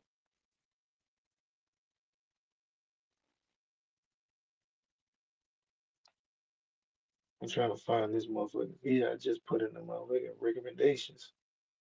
So you might get that shit up. Shit going I guess going against this Charlie Kirk situation, you know what I'm saying? Because a lot of people tapping in on that, and it seemed like this maybe it's seeming like lightweight that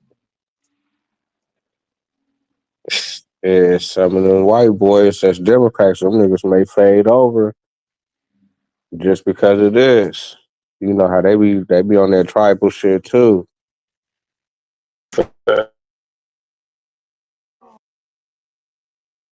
Like, oh shit, it's getting out of hand. We ain't in it for this. You know what I'm saying? Let me get with the real white boy. No, that's a fact. They do. Hold up, my bad. That's a fact. They try. They definitely. I hear what you're saying. That's a fact. But no, I think that's I don't know, but I think that at the same time, it's some real shit going on right now. Like it's some shit that it ain't gonna get solved by like just trying to band together. Like it was. It's some deeper than the surface shit going on. So they Yeah, going but the only motherfuckers really taking it there is either is either those you know, the transmissions or the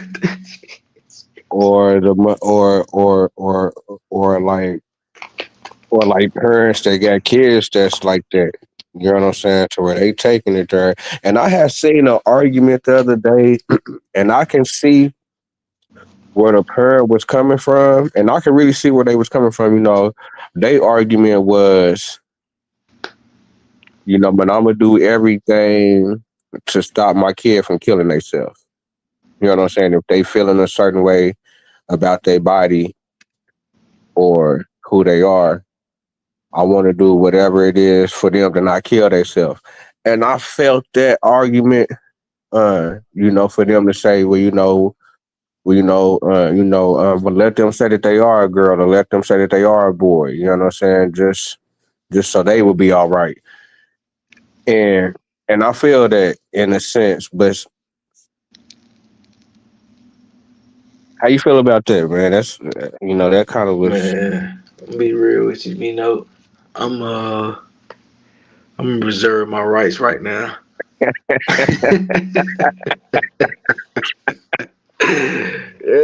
uh, but then again, you know what I'm saying? But I can see people being like, well, you know, we understand what your kid is going through, but should should I change what I see as far as my vocabulary of what I'm saying? As far as if I'm saying a girl and your kid saying she a boy, and I'm calling her a girl, and they getting fucked, you know what I'm saying?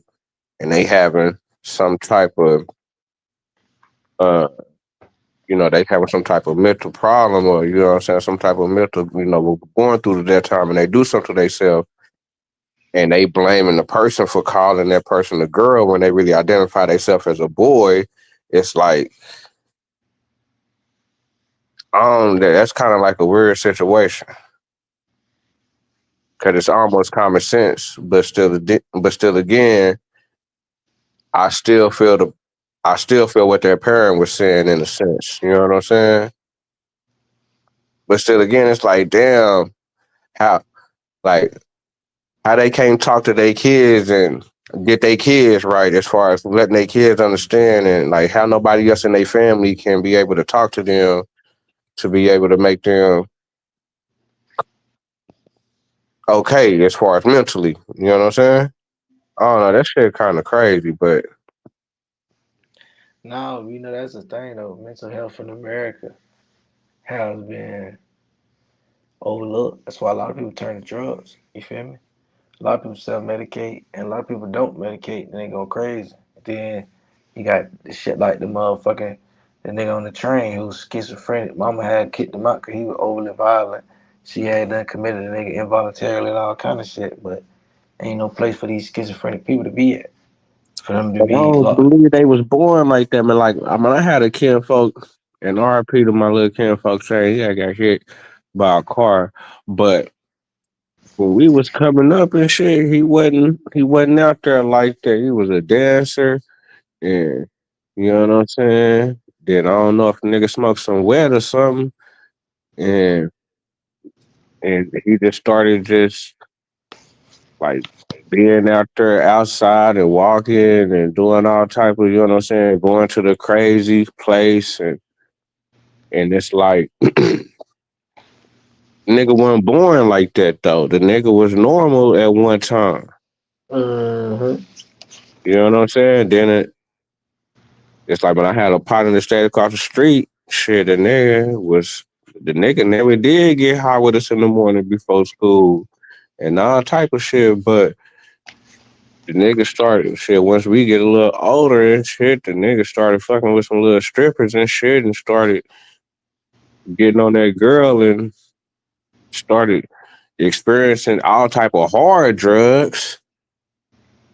And then the nigga just started bumming and being at the corner store, being on the corner and being on the corner of the highway, just doing all type of crazy shit like that.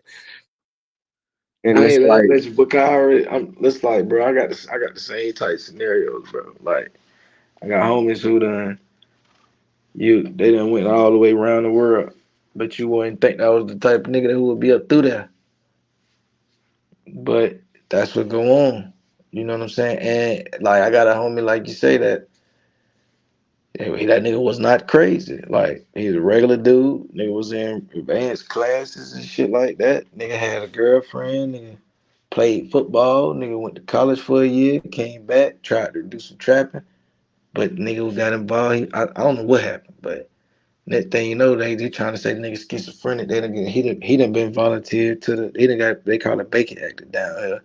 So they tried to get this nigga medicine. This nigga used to call me like, talking to me on the phone crazy, like telling me that he was getting hit with a ray gun and stuff. And I'm like, my dog wasn't like that before. So like, this mental health shit for real. You know what I'm saying? I don't know if it, like you said, you don't know if it's the dope or if a nigga was born with it and it just take time to develop or whatever. it gotta be the drugs, man. It gotta be the drugs, man, because it's happening, man. You know what I'm saying? Free my kinfolk touch house. Niggas got out. nigga got out doing a cool little bit, nigga.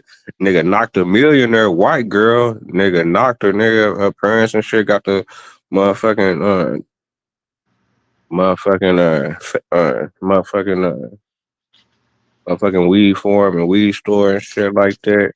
They got that bread. And nigga knocked her. And man, kinfolk got locked up. Just you know what I'm saying, kind of doing too much, man. But you know what I'm saying? But the nigga was an athlete, never smoked with us. Kinfolk never smoked. And that's why I'm saying nigga starts getting on that telly and that water, I think that water, man. And See, nowadays, everybody, I don't know. I mean, I know around here, everybody doing perks and basically meth. They doing perks and meth. Yeah, And that man, then, that shit crazy. That shit everywhere. Damn. yeah, everybody doing meth, bro. Like, I'm talking about like in the hood. Like, you can go to a hood right now and it'll be a nigga with a cigarette with some meth in that bitch, smoking that bitch. Like, that shit caught me off guard type shit. But like I said, it's a mental health epidemic going on. People is self-medicating out here. People is on dope. People is fucked up. You know what I'm saying? You go. It's a lot of I was working with on the. It's like a little. It's like way like by the airport. I pick up packages early in the morning, and it was like he don't work there no more. But it was like a white boy who used to work there. Cause the airport, most airports in the cities they be like in the city, but our airport is like on the outskirts. And so right next to it is like some shit called Ocean Way. It's like an all white town. And so they got like all like trailer parks and like they real janky. They got Confederate flags everywhere and all that. So one of the white boys out there, he like super doped out. Like he like 25, 26. That boy smoke crack, meth, white boy, he do all that, right? But he like 25, 26. But he own that. You know what I'm saying? Like, and them boy like it's a different world. Like them boys be doing real drugs all the time out there. Like That's good. to the point That's of good. like, what's up? I know what we saying. I'm saying like them boys be doing like real drugs to the point where like I said, it's like, bro, they be on the pills, they be on the M, but like I don't know, bro. Like when I was growing up, niggas wasn't. I don't know. That wasn't my game. That's what I was thinking. Like niggas weren't doing that in the city. That was more of like a country type thing. You'll see that in the country. You know what I'm saying? Now niggas in the city is getting down on that, man. I have some real niggas, man. A couple niggas, man, that go down on that shit. I don't know how niggas get. I mean, I guess them niggas was already bumping their nose and doing all type of shit like that, and them niggas fall into that meth shit. I just don't, man. I don't know, man. I just pray for the homies, man, and kin folks, man, and that got caught up in that twist. And it's like uh, nigga had a big homie, him and his and I guess it's kind of go on a lot. You know what I'm saying? Niggas got ran over, and the niggas was claiming because the niggas was telling out, niggas really couldn't remember nothing. Niggas really couldn't hold the niggas accountable type shit. Like, you know what I'm saying? They were trying to say that they mental and shit wasn't right and all type of shit because them niggas couldn't remember what they did because the niggas tallied out. So it's like, I see niggas be running with that mental, but just like niggas say, niggas really be some regular motherfuckers, but niggas get on that shit and that be the go-to move to, you know what I'm saying, to try to get out the situation. And I see that the media kind of is like, that's like the go-to. It's like mental health. And it's like, all right, I can see that. So what can niggas do about it? Because I was also seeing that they were saying that they really just can't put people in no mental health places, that they got to volunteer to go in there. So it's like they may put in a play to where it's like, hold on, where, you know what I'm saying, niggas for to start sentencing niggas to be in that motherfucker or something. You know what I'm saying? They probably for to change up the game on that. Man, you know they gonna, and then they try to make us the face of everything. You know what I'm saying? That's why I don't really like, bro. I'm telling you, like we basically what we going through right now, like in the black communities, and I really blame. That's why I want to. The Hoovers also ties into the music shit and the culture and what the white boy be talking about. Some of the shit that he's saying that got to be addressed is not our culture. It's we're mimicking and we're embracing and we're taking on shit that don't got nothing to do with us because we trying to go viral or it's already been ingrained in certain cities, and that shit is not the way. But hold on, I'm gonna play this video real quick because my girl's trying to call me in real quick. I don't know, I probably gotta talk to her for like 10 minutes. I'm gonna play this video. Yeah, my girl, hold on, let me walk in this house. Into Donald Trump's past, his sickening and dark past, how he dealt with beauty pageants, how he dealt with Miss Teen USA. How creepy is that? How he dealt with Miss USA, all of the allegations by participants about how he would walk in on them, and some said he would just start to kiss them. Others would say that he would inspect their bodies naked. One of the stories that we haven't covered is how Donald Trump basically made the women, referred to them as girls in this story, the girls they called them. But, you know, I think some of them, I'm not really sure of their ages. Usually the Miss USA were 18 and older, still very young though, versus Miss Teen USA, which is girls. But Donald Trump had for the Miss USA pageant, the women or the girls basically pose kind of like naked, like in lingerie. And that became a major part of the competition, which never existed before. And, you know, the headline was Donald Trump turns the Miss USA photos, very racy photos. They're kind of, you know, I mean, you'll see them for yourself right here. But Trump's like, no, that's art. That's artsy. That's what I think of as art. I want you to watch this just so you can see what some of these photos look like. Like, here's a photo, here's a photo, here's a story on it, though. This was about 15 years ago. And I wanted to show you those photos first so you can see what I'm talking about. Here, play this clip. Were you surprised at the controversy? Well, it's been controversial, but at the same time, they had a major piece on the Today Show. They had lots of different pieces all over the place. You're here. I mean, the fact is the girls are beautiful, the most beautiful girls in the world. The show is going to be on Sunday night. It's going to get great ratings, and I guess that's what it's all about. But the photos are beautiful. The girls are beautiful, and it is artsy, and we're living in a different age. Well, do you know, to that point, do you think that it makes the pageant a little more relevant and updated? Well, I think the pageant is so relevant. If you look at Miss America, it got thrown off network television. It's no longer on network television and no longer relevant. Nobody cares about the Miss America pageant anymore. And yet Miss USA and Miss Universe are through the roof. We just got a 3-year extension from NBC, and that's all because of ratings. You know, when the idea came about and everything, did anyone at Miss Universe push back at the idea? Nobody pushed back with respect to the pictures because the photographer is a fantastic genius. He really did a great job. The girls look fantastic and beautiful. And I suspect we're going to do very well on Sunday night. A Japanese knife for $20? Holy shit, this deal is insane. But they literally have too many knives and need them gone.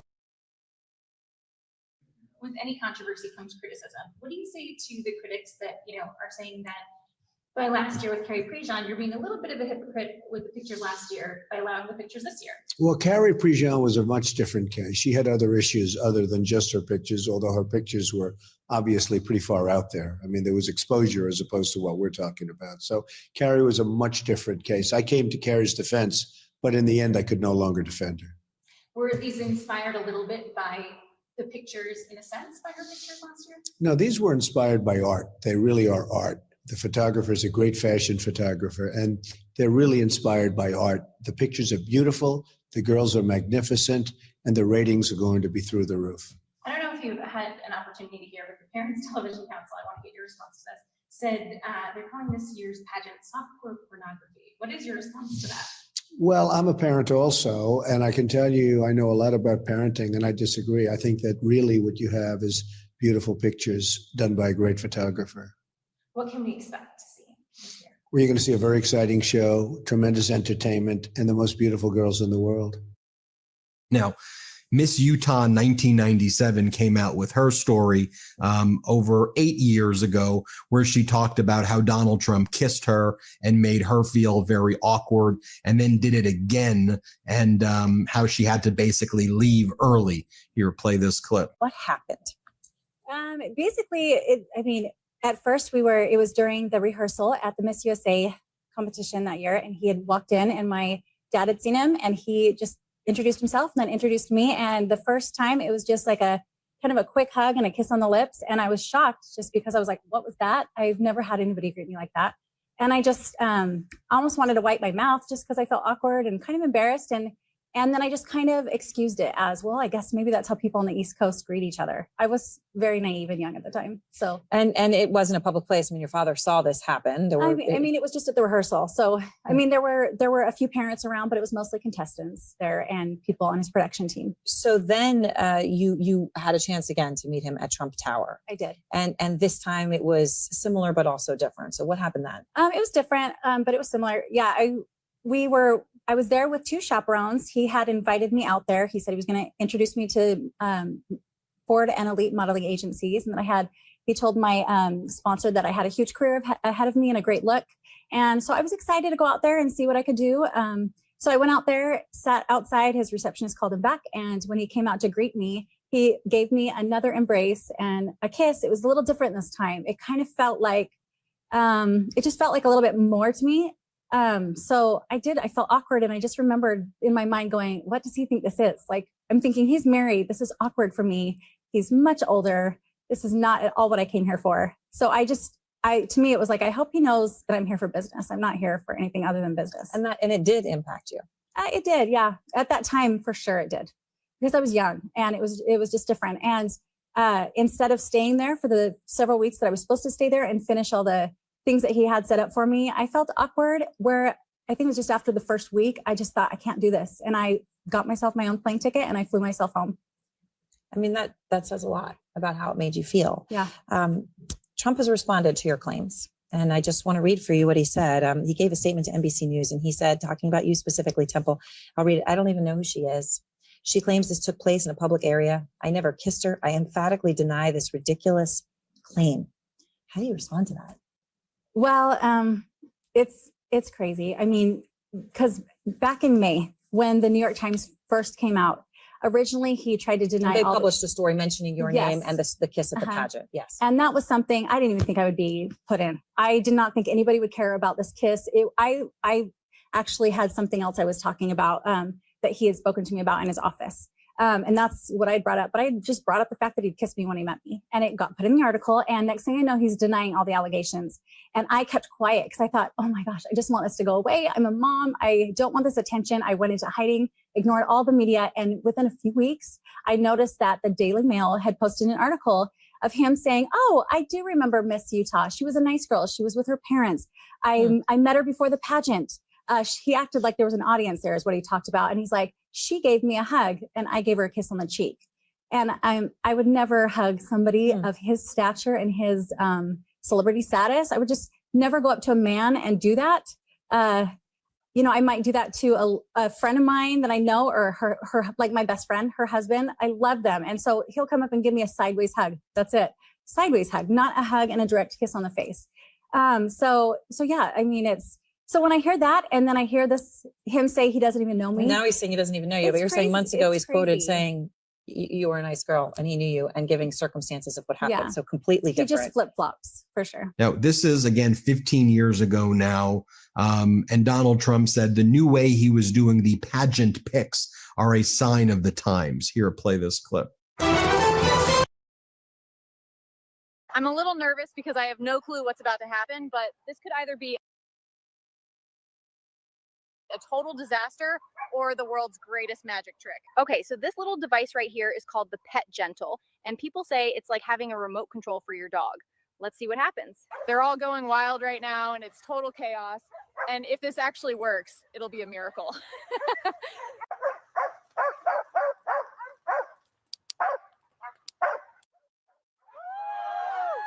I can't believe it. Oh my goodness. Wow, did you see Oh that? my God, that was incredible. Okay, that was actually kind of cool. I wasn't expecting that. Apparently it uses some kind of ultrasonic sound that only dogs can hear, but we can't. I think that's why it kind of feels like nothing's happening, but for dogs, it's like flipping a switch. Okay, so now for the real test. The reason I actually got the Pet Gentle wasn't for the dog park, it's this girl right here. This is what she does every time someone comes over. I've seriously tried everything. Trainers, treats, even shot callers, nothing sticks. And my mom, she's moving in soon, but she's terrified of my dog. So if I can't get things under control, I don't know if I'll be able to keep her. All right, so my mom's here and Bella has been barking for 10 minutes straight. So let's see if the Pet Gentle works on her.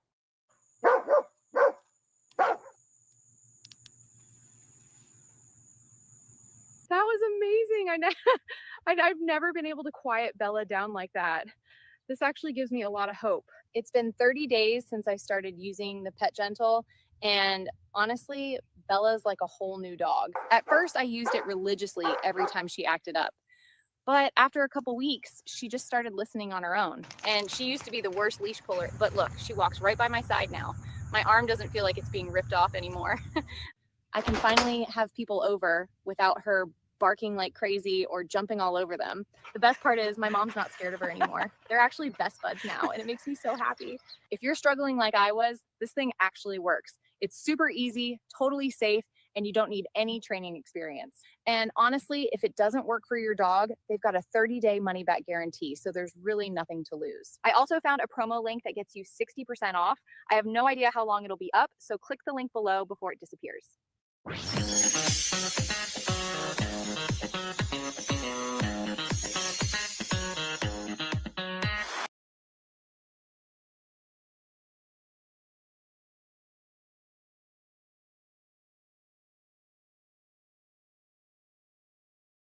So this is my Rust project. I have 4 terminal clients, all with this chat interface running off one server. And what we're going to implement and one shot is a /user command to list out all the connected users. So I started with a simple prompt to implement a users command. Then I used the prompt enhance button and got an enhanced prompt that I can just give to Augment to one shot. Augment Code uses the Augment context engine, making sure that only the most relevant context is injected into the LLM. It makes a task list to make sure it's always on task, and it's testing the code too to make sure it works.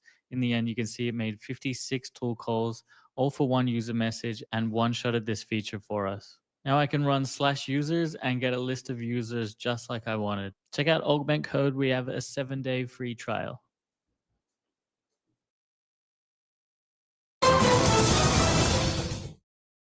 Why does your pageant create controversy? Well, I really don't know. I think it really has to do with the level of the beauty of the women. The women are really beautiful.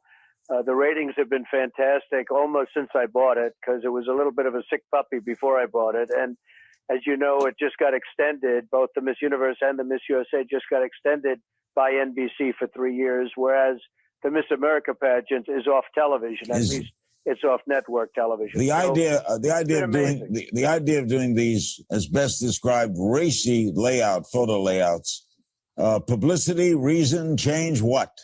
Well, I think they're art, and I think we're really a sign of the times. I mean, the world has progressed from the old-fashioned beauty pageant to what we have now, and the photographer is a great photographer, a world-class photographer, and this is what he wanted to do, and it really is high art, and the girls are magnificent. Yeah, they are beautiful. What do you say to the critics who say it looks more like Victoria's Secret than a beauty pageant? Well, I think these girls in many respects are more beautiful than Victoria's Secret. I think that the pictures are actually much more beautiful, and they're really not very racy. I mean, there's no exposure. There's none of that.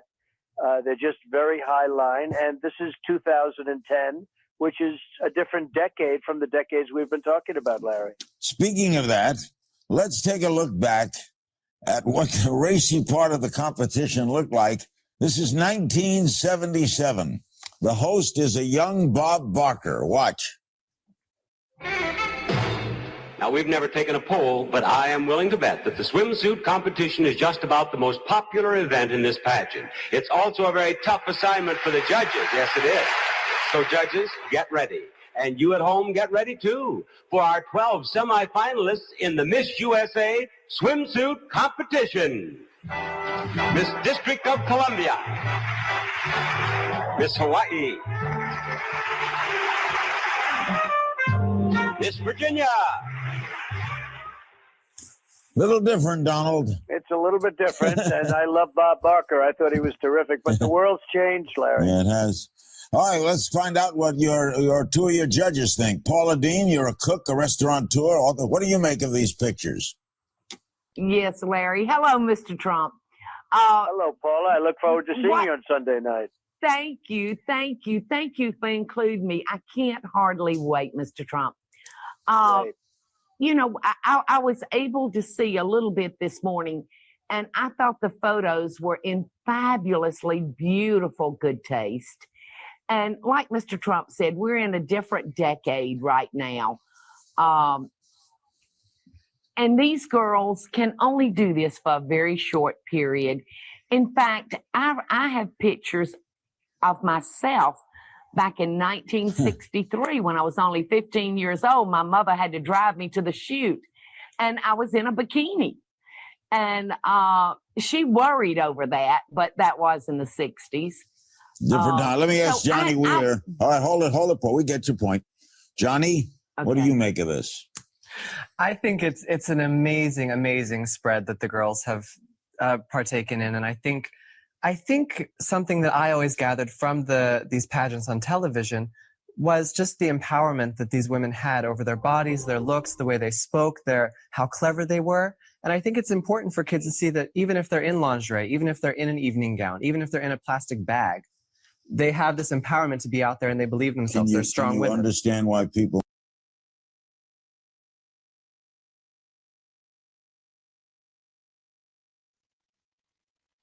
So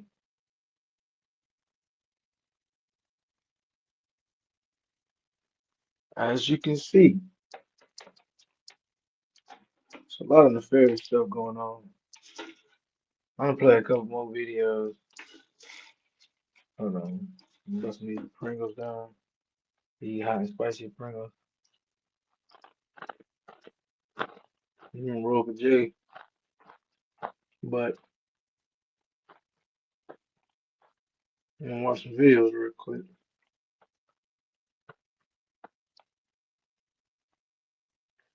So what we gonna look at?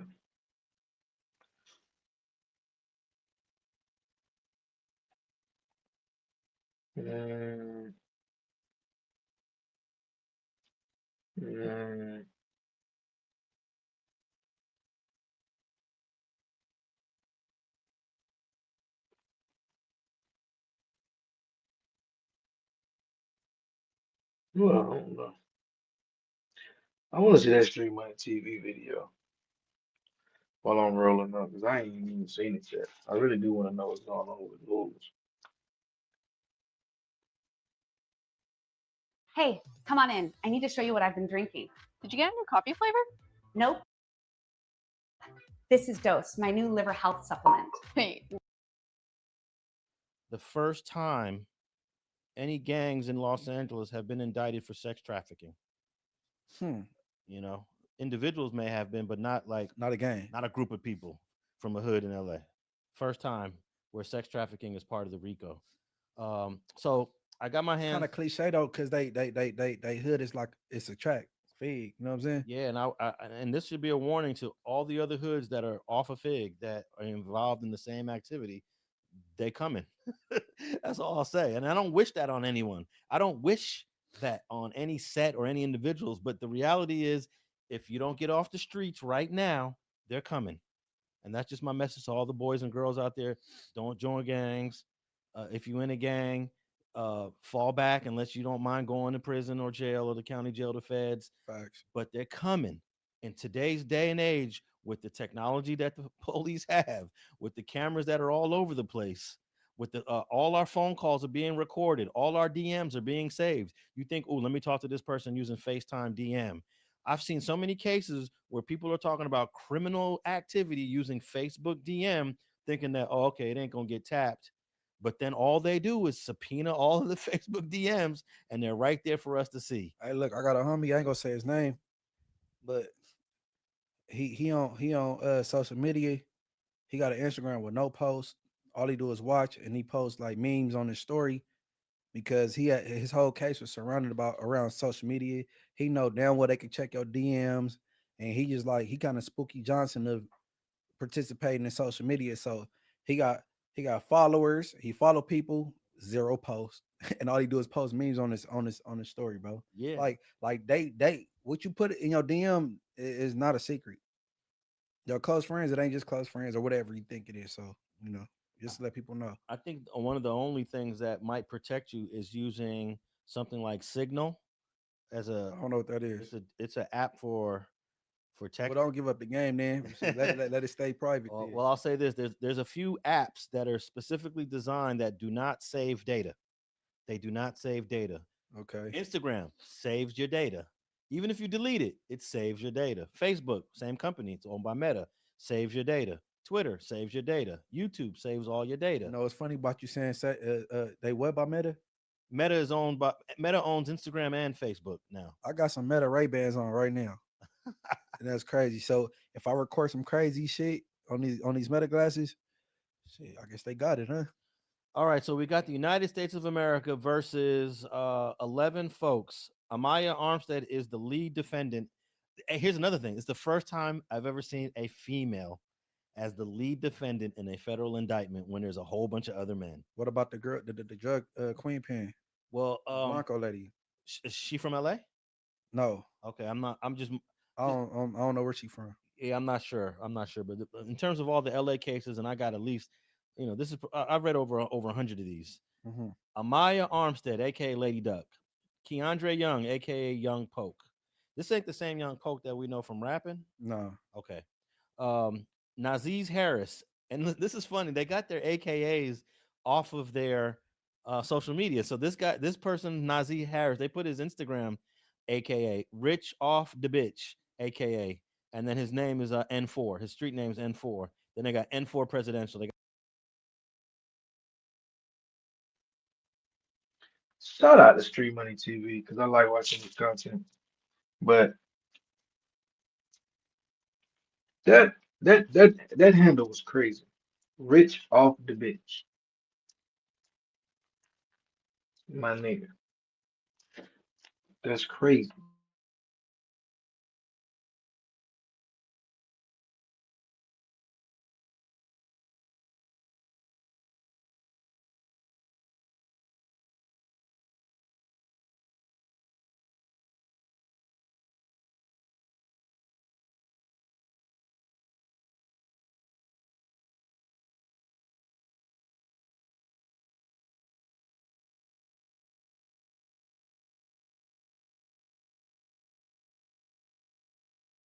So they got 3 AKAs for him.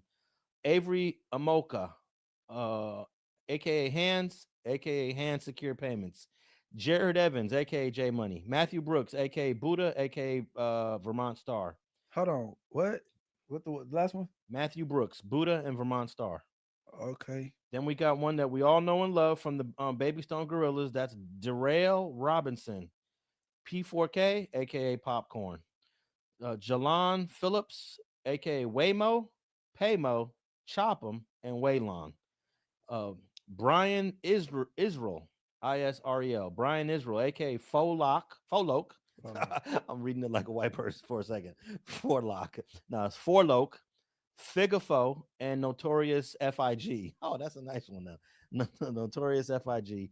He's definitely from Hoover with that name.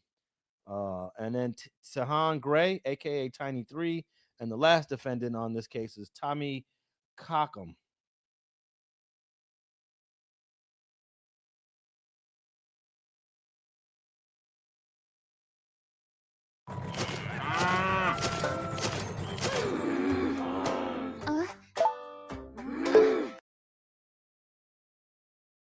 No, I'm sorry, Tommy Crockham or Crockham, aka Tommy Guns.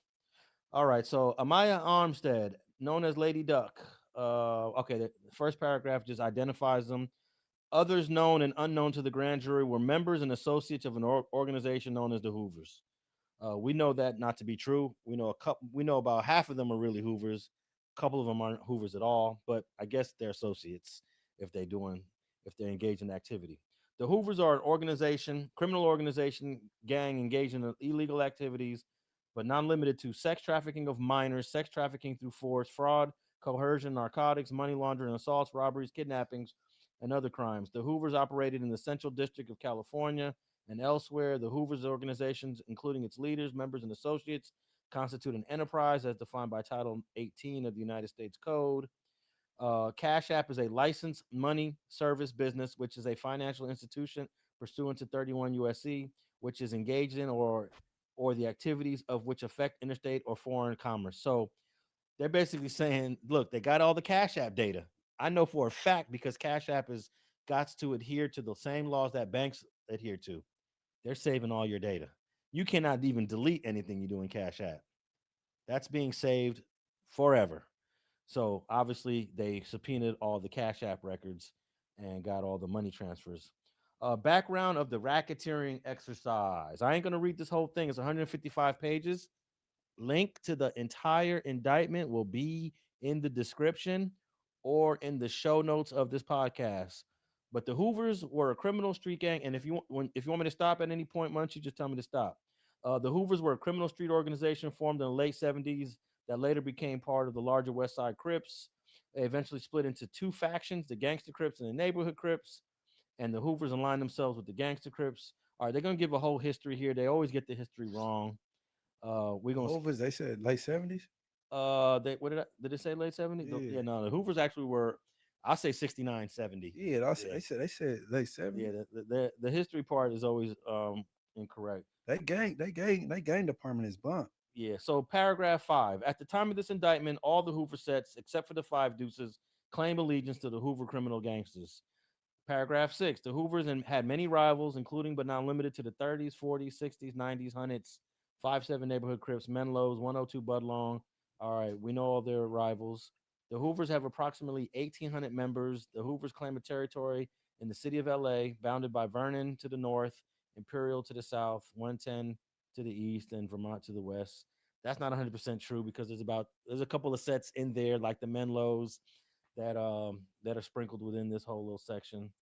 All right, so they give you the geography of the Hoovers, the sets of the Hoovers.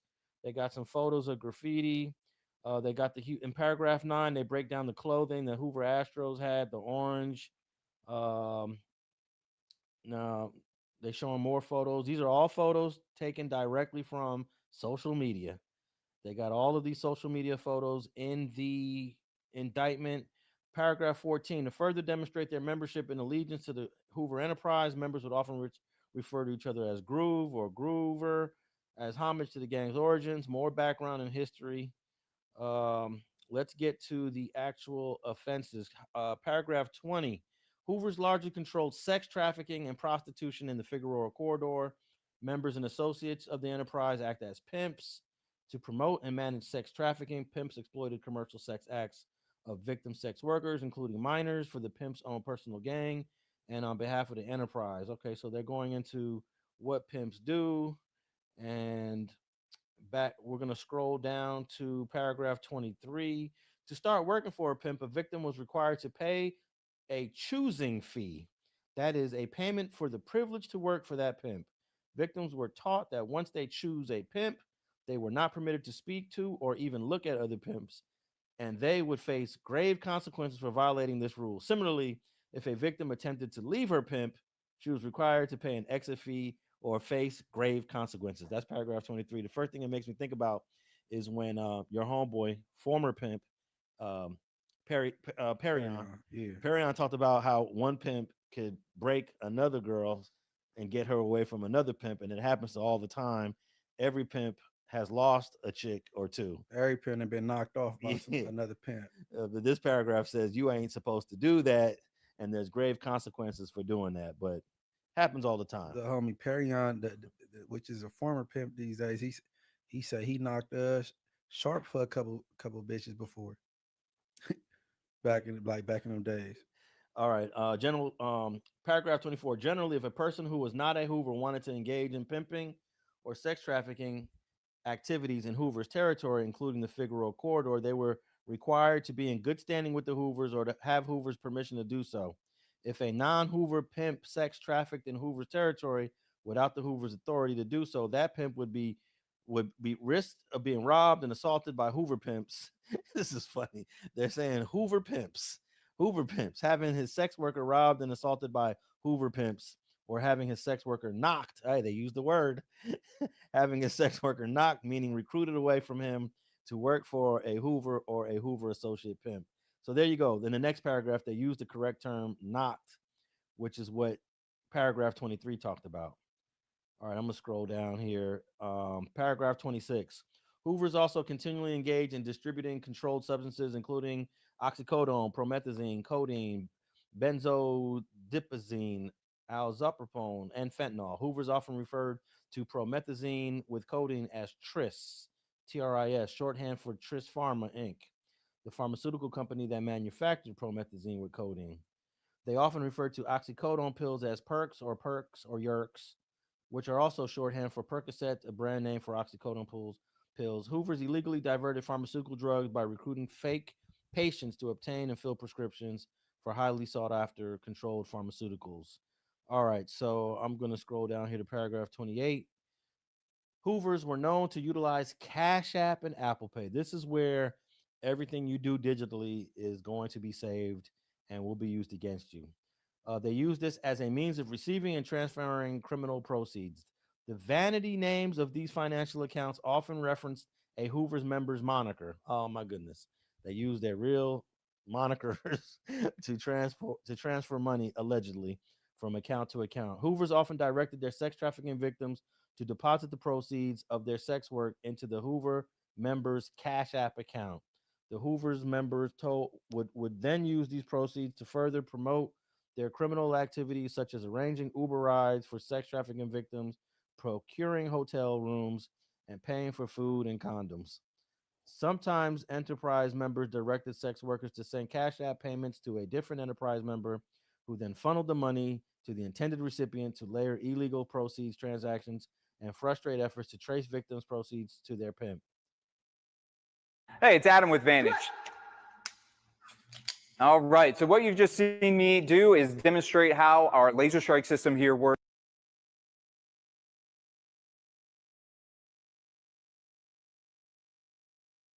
All right, so that's just page 15 of this indictment. It goes 155 pages. On page 17, they got a picture of P4, and they're alleging, here it says, many enterprise members identified as rappers and produced rap music and videos. These songs and videos often glorified the Hoovers and pimping lifestyles, narcotic sales, firearm possession, thereby elevating the reputation of the enterprise.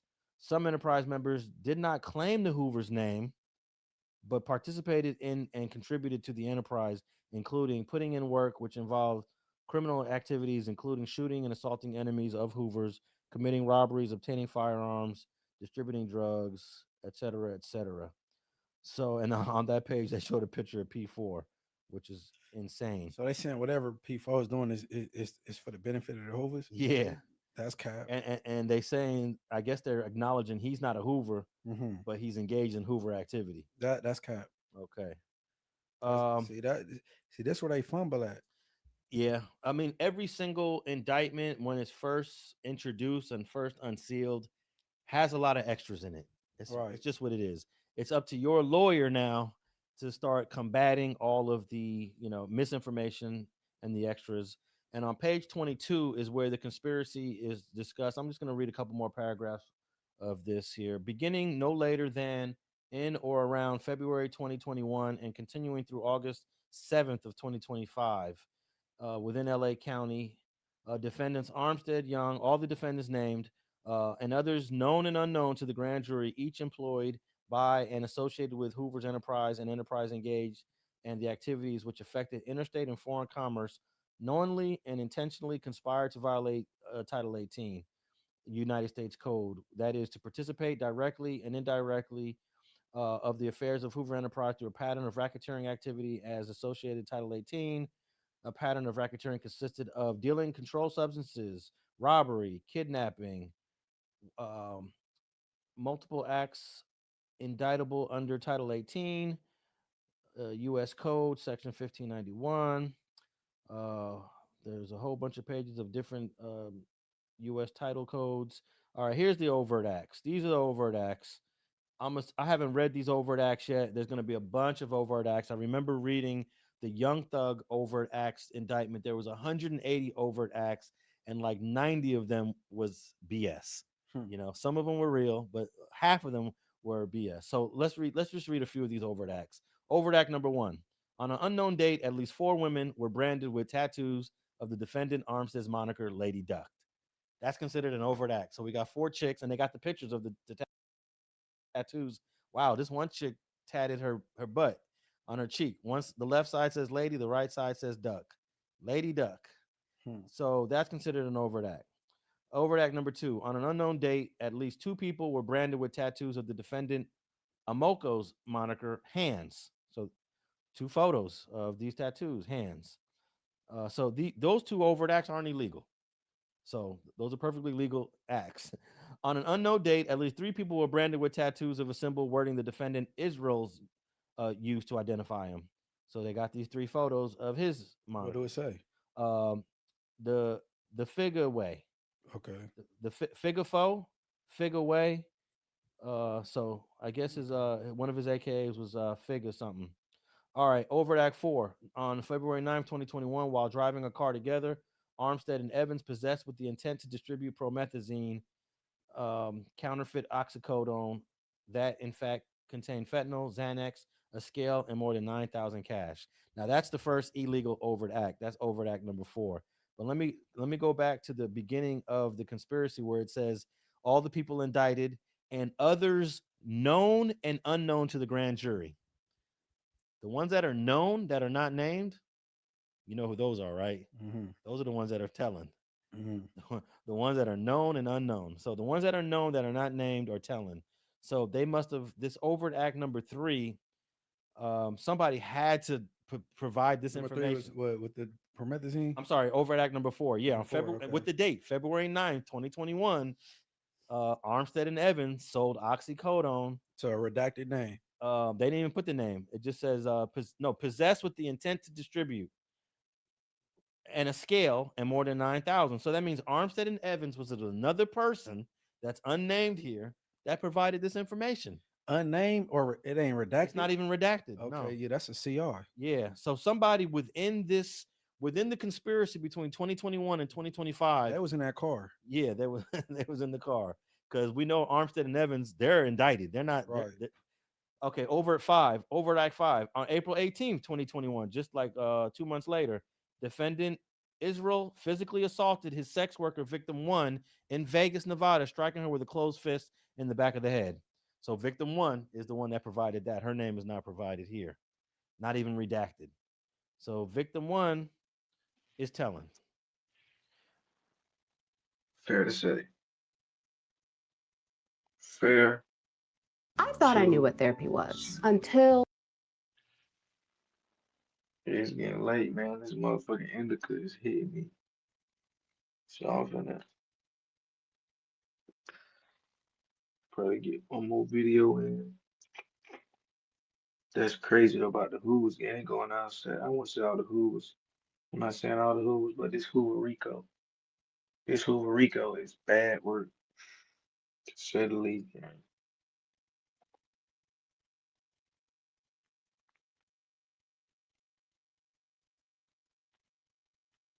I'm trying to see what I feel like rocking with.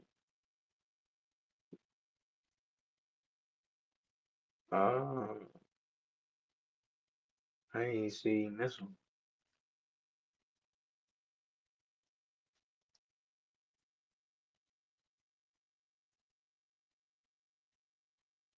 This documentary 30 years ago. Know what they're sending their girls into. It's a meat market. You are there for the Hey everybody, I'm going to play this documentary for you that's very hard to find. I was interviewed for this documentary 30 years ago. Know what they're sending their girls into. It's a meat market. You are there for the purpose of somebody wanting to take you home to bed. And what happens if you say no? You don't work. Every week, dozens of young American girls walk off airplanes in Paris and Milan, certain that their faces will be the next to beam from the covers of the fashion magazines. They are girls as young as 15 and 16, recruited by talent scouts or sent by their local modeling agencies, because Europe has more fashion houses and magazines, and it's easier to get that first big break there than in New York. The girls are told that they'll have a modeling agency in Europe, which will get them work and be their home away from home. Okay, so I was in the most promising model contest with John Robert Powers in Milwaukee, Wisconsin. From there, I went to New York for a competition at the Waldorf Astoria Hotel. I walked the runway one time, and Monique Pollard, you'll see her in pictures with Cindy Crawford, Naomi, and all the gang, approached me and said she was Coral from Florida, a real nice little grandmotherly looking lady. Yeah. And then I met Douglas Ash, who was my handler in New York, the president of American Models, and he paraded me around New York City. Then they shipped me off to Paris for Claude Haddad, which you will soon see in this documentary. He's the right-hand man to Jean-Luc Brunel. I was in Paris. I was in Milan. It was freaking hell. I will continue. I'm going to do live streams today on my personal experiences. But again, they called me and interviewed me for this story. This aired and nothing freaking happened. They are girls like Sherry Bolts from Pompano Beach, Florida, a cheerleader who dropped. I was in Milan. It was freaking hell. I will continue. I'm going to do live streams today on my personal experiences. But again, they called me and interviewed me for this story. This aired and nothing freaking happened. They are girls like Sherry Bolts from Pompano Beach, Florida, a cheerleader who dropped out of high school and used her savings to buy a plane ticket to Europe when she was just 17. Her local modeling agency helped arrange it and still gets a percentage of her European income. And girls like Megan Douglas, who was a switchboard operator in Washington, D.C., when her photograph won her a spot in a modeling contest. And girls like Kimberly Barker of Nampa, Idaho, whose parents took out a loan to get the money to send her to Europe and to give her a shot at the big time. Though the odds are about 1,000 to 1 that a girl will end up a successful model. A model like Debbie Haggerty, who makes about $150,000 a year, and says the top models may do all right, but it's rough for all the others trying to break through. Nasty business, and I don't think these parents have any idea what they're sending their girls into. What the parents are told by those local modeling agencies and talent scouts is that their daughters have been signed up with European modeling agencies, which will take care of everything and become the girls' family abroad. How many girls are on option for this? So it's something of a shock when the girls discover that a lot of those agencies routinely take as much as 3/4 of the girl's salary. For instance, charging fees on the photographs the girls need for promotion, and ostensibly deducting taxes and Social Security, even though most of the girls are working illegally without work permits. We have to check for that. It's very confusing. Servan Sherwat is. Okay, so there was a time period where Claude Haddad in Paris sent me to this governmental building with my booker, Tom. Tom was actually a woman. We literally went in this governmental building. No one spoke English. We were in like a cage with a whole bunch of other people, like waiting. And then I had to go up in front of a freaking judge. They talked French, and they did some papers and stamped it. So I contend the UN is involved, and they made us teenage diplomats, and that's how they sent us over to Paris. President of a fledgling models union in Paris. She's helping some of the girls bring lawsuits against the agencies to learn just where all that money goes. What happens if a girl goes to the agency and says, wait a minute, how much did the client... They never want to explain it. They just say, okay, baby, we have a lot of experience and we have to pay the tax department and we have to pay a lot of things. So don't try to understand. So do the agencies really pay Social Security on an illegal work? We don't even know exactly if they pay all the amounts. I'm sure they don't pay for that. The modeling agencies also own apartments all around Paris, which they rent out to the new girls who come to town. So this is exactly how my Paris was. Mine was on Rue de Varennes, across from Musée Rodin, and also Napoleon's tomb. Okay, we all lived there. Claude's Adonis-like son, Pascal, lived upstairs where they'd have freaking orgies and do drugs. Okay, I walked in on an orgy one time to just go get the freaking vacuum cleaner. This was my life. Okay, insanity. Several girls to an apartment, and each girl paying a lot of rent. I lived in an apartment that was by no means nice. There was 4 girls living there at the time. We did have our own rooms, but the rooms were like the size of boxes. Courtney Powell is from Stoneboro, Pennsylvania. And how much was the rent? $900 a month. And you called $900 a month? $900 a month. That was when the franc was low, and we were each paying that. Oh, hi. Eileen Ford runs the Ford Modeling Agency in New York, one of the largest agencies in the world. She's known for the way she protects her girls. Okay, she is a sick pedophile liar. She uses the European agencies to book work for her girls abroad. So a contract with her can have a profound effect on a European agency's business. We met her at the Ritz Hotel in Paris, where she was looking for new faces. We asked her about the girls' complaints that their rent is way overpriced. I've heard that, and I know that it's true. It is true that they're overcharged for these apartments? Yeah, they're overcharged in New York, too. By the agencies? Sure. The girls say not only do a lot of agencies take financial advantage of them, sometimes they're taken advantage of in other ways, too. Oh, my God. This is my agent, Claude Haddad. If he is not a reptilian from hell, seriously, you know what my day was? 16 years old, I'd have to stand in this man's office in front of a huge wall mirror, this gross, creepy office with dark curtains, and he would stand behind me and like feel my body. I'd have to stand there in my bra and underwear, and he'd tell me where I had to improve my body. Yeah, and this is the man that sent me to pretended I was going to a doctor's appointment for a checkup, but he actually was sending me for freaking breast implants, and I ran out of the hospital. An agency owner named Claude Haddad. For years, his Paris agency Mademoiselle Prestige welcomed teenage American girls. Like other agency heads, Haddad offered many of the new girls help with the transition, temporary housing, a room in his apartment. Nice body, huh? Do you sometimes feel you've awakened in a candy store? Not in a flower shop. I'm a gardener. They're not candy, they are flowers. And there Just smell them, that's it. You smell the perfume. And when they're staying in your apartment? Yes. You don't feel a temptation to walk in on them? Absolutely not. He's full of shit. He had several girls living there, and he would rape them. I went to a party at his freaking little castle. There was a big-time model named Ashley living there, too. He discovered Grace Jones and who's the wife of Mick Jagger, whoever that, I can't remember her name off the top of my head. She's a big deal. So he started, and I believe I met Epstein at his little Paris apartment. Not little, it was a freaking mansion. Yeah, and then when I was there at Claude's house, everyone started taking their clothes off, because it's topless there. So let's just whip our shirts off. Yeah, and I left. I walked home alone. They were all taking their clothes off. Not at all. Not at all. But Lorraine was 16 when Claude Haddad discovered her at a Paris street and brought her to his agency and to his house. He asked me to come to his room, and I wouldn't go to his room. So he had decided to get into bed with me in my room.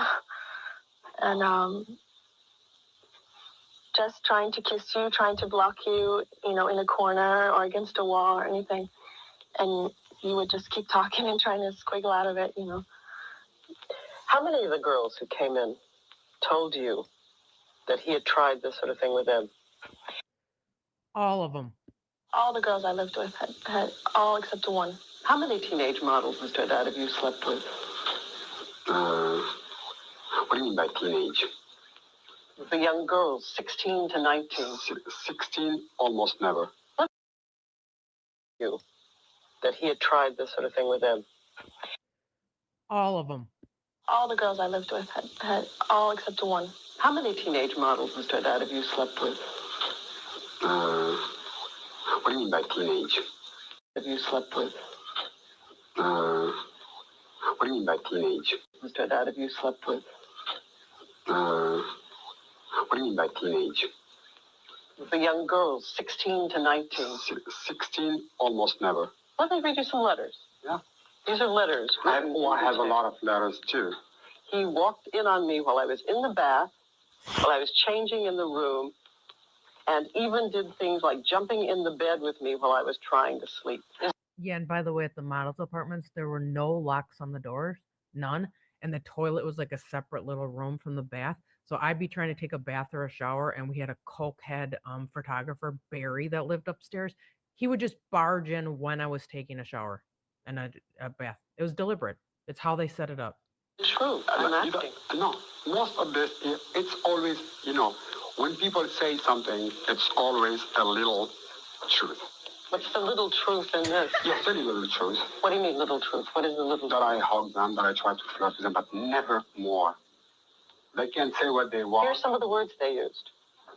Sexually disturbed, pervert. You had to sleep with him to work. Yep. He almost raped me. Yep. I cannot.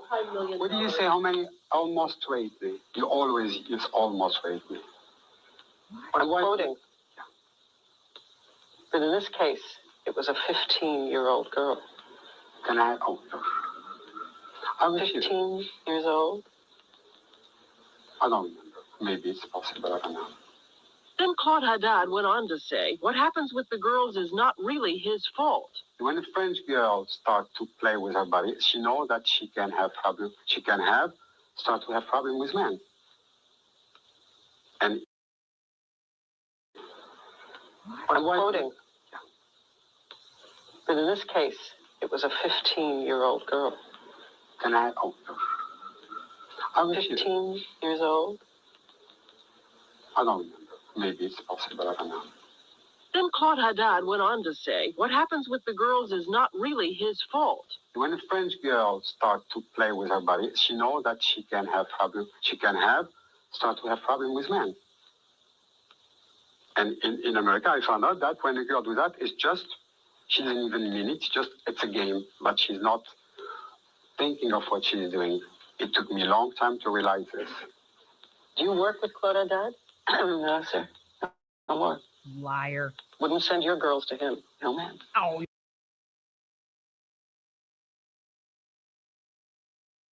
Pervert. You had to sleep with him to work.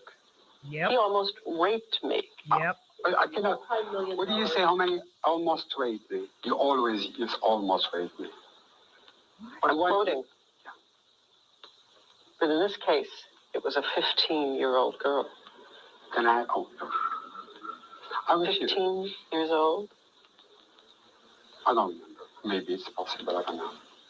Then Claude Haddad went on to say, what happens with the girls is not really his fault. When a French girl starts to play with her body, she knows that she can have problem. She can start to have problem with men.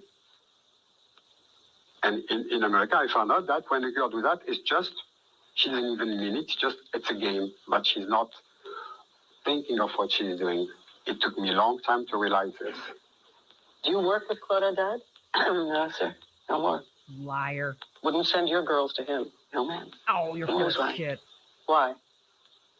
Because I didn't think he behaved properly with some of them. I know he didn't. What did he do?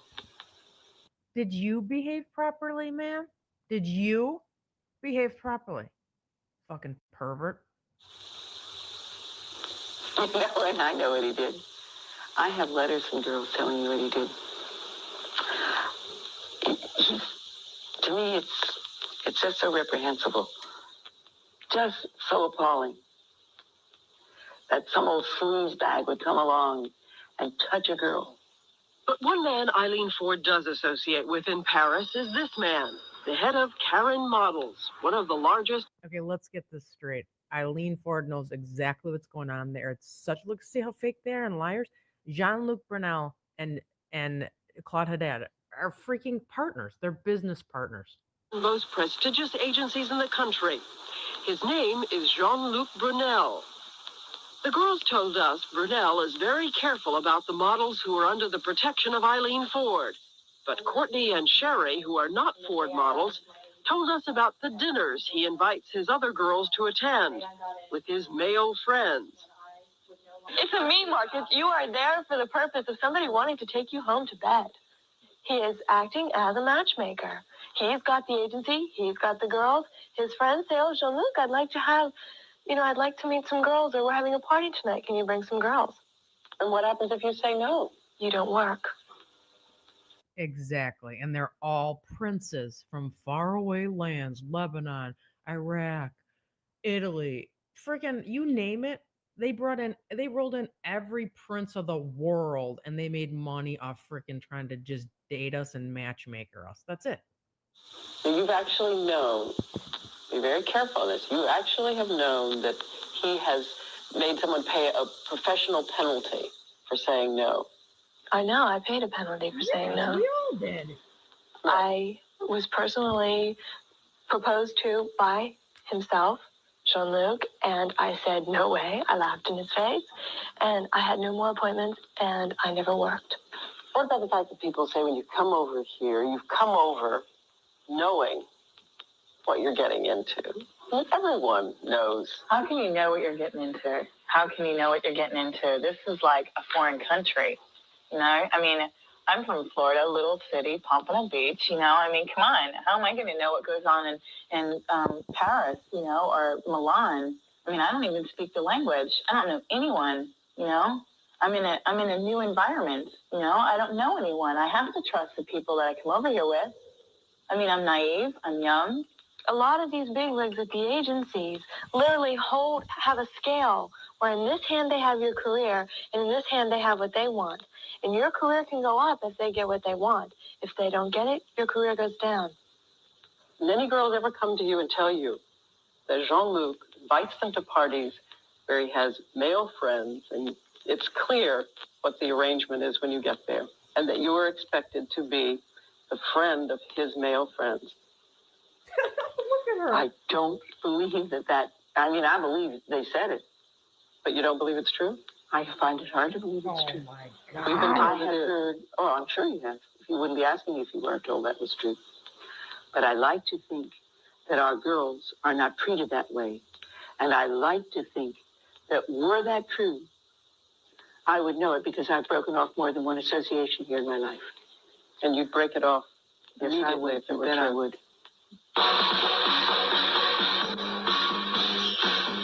At discotheques like the Bandouche and the Palace, models are admitted free. When we filmed at the Bandouche, Jean-Luc Brunel was there. A number of models told us he has used cocaine heavily and offered it to the girls, along with help in their careers. Many of the girls who spoke with us said openly that they had been regular cocaine users. But some warned that there were things that went beyond cocaine. This one asked to be photographed and By the way, the Queens of the Dance Club, Paulina Poroskova with Rick Ocasek. So Paulina, you whining about not having Rick's money. Nobody gives a shit. shadow. So you first met Jean-Luc Brunel in a nightclub when he offered you drugs, cocaine. And Jean-Luc, did he use drugs? Oh, yes. You say, oh, yes, a lot? Well, that's why I used to like to see him, because he'd always give me a little vial of cocaine and say, you know, go have a good time in the bathroom. That was more or less, he did that with all the girls. Yep, pretty much they all did.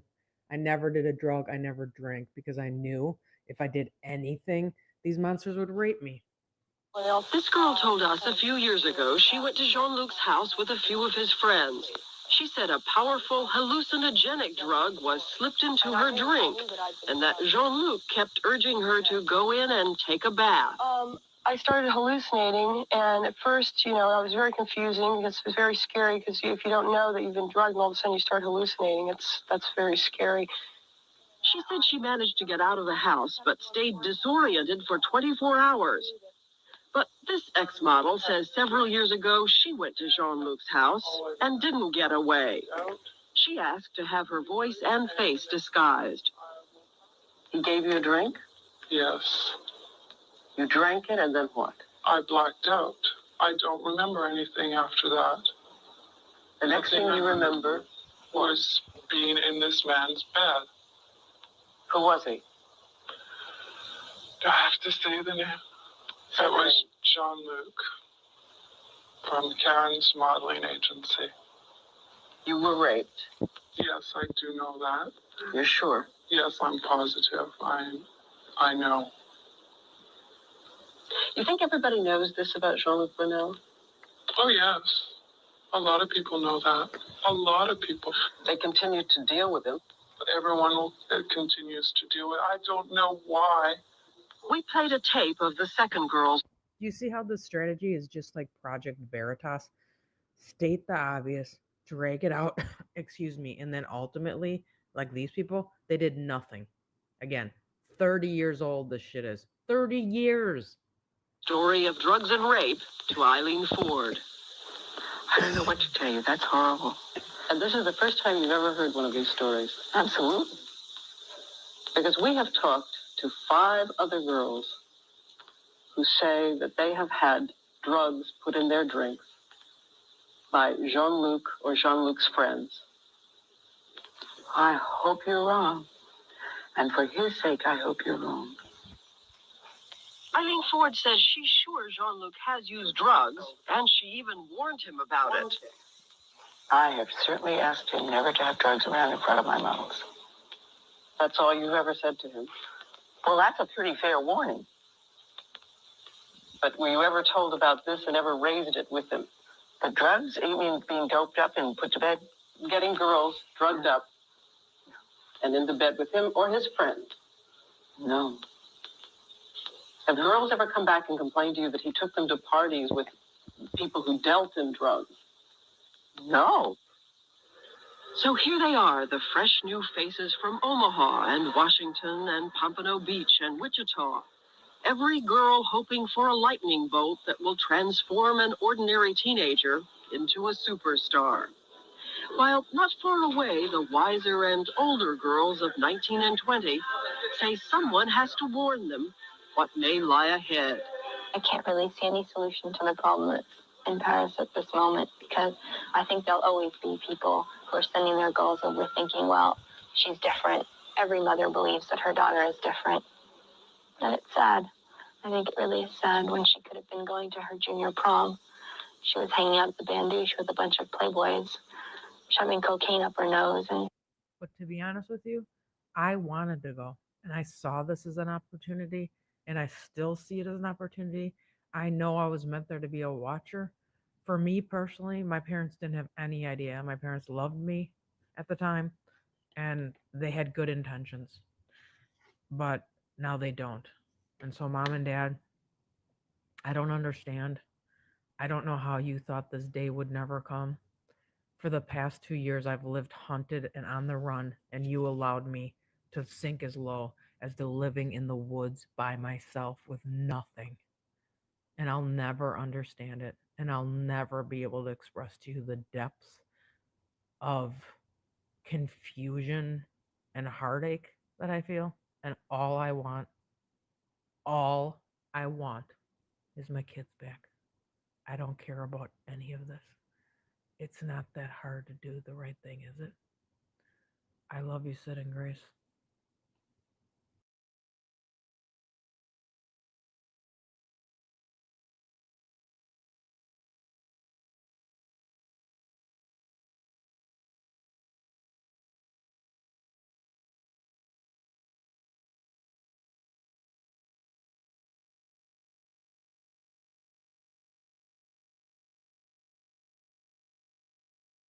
Was just the empowerment that these women had over their bodies, their looks, the way they spoke, how clever they were. And I think it's important for kids to see that even if they're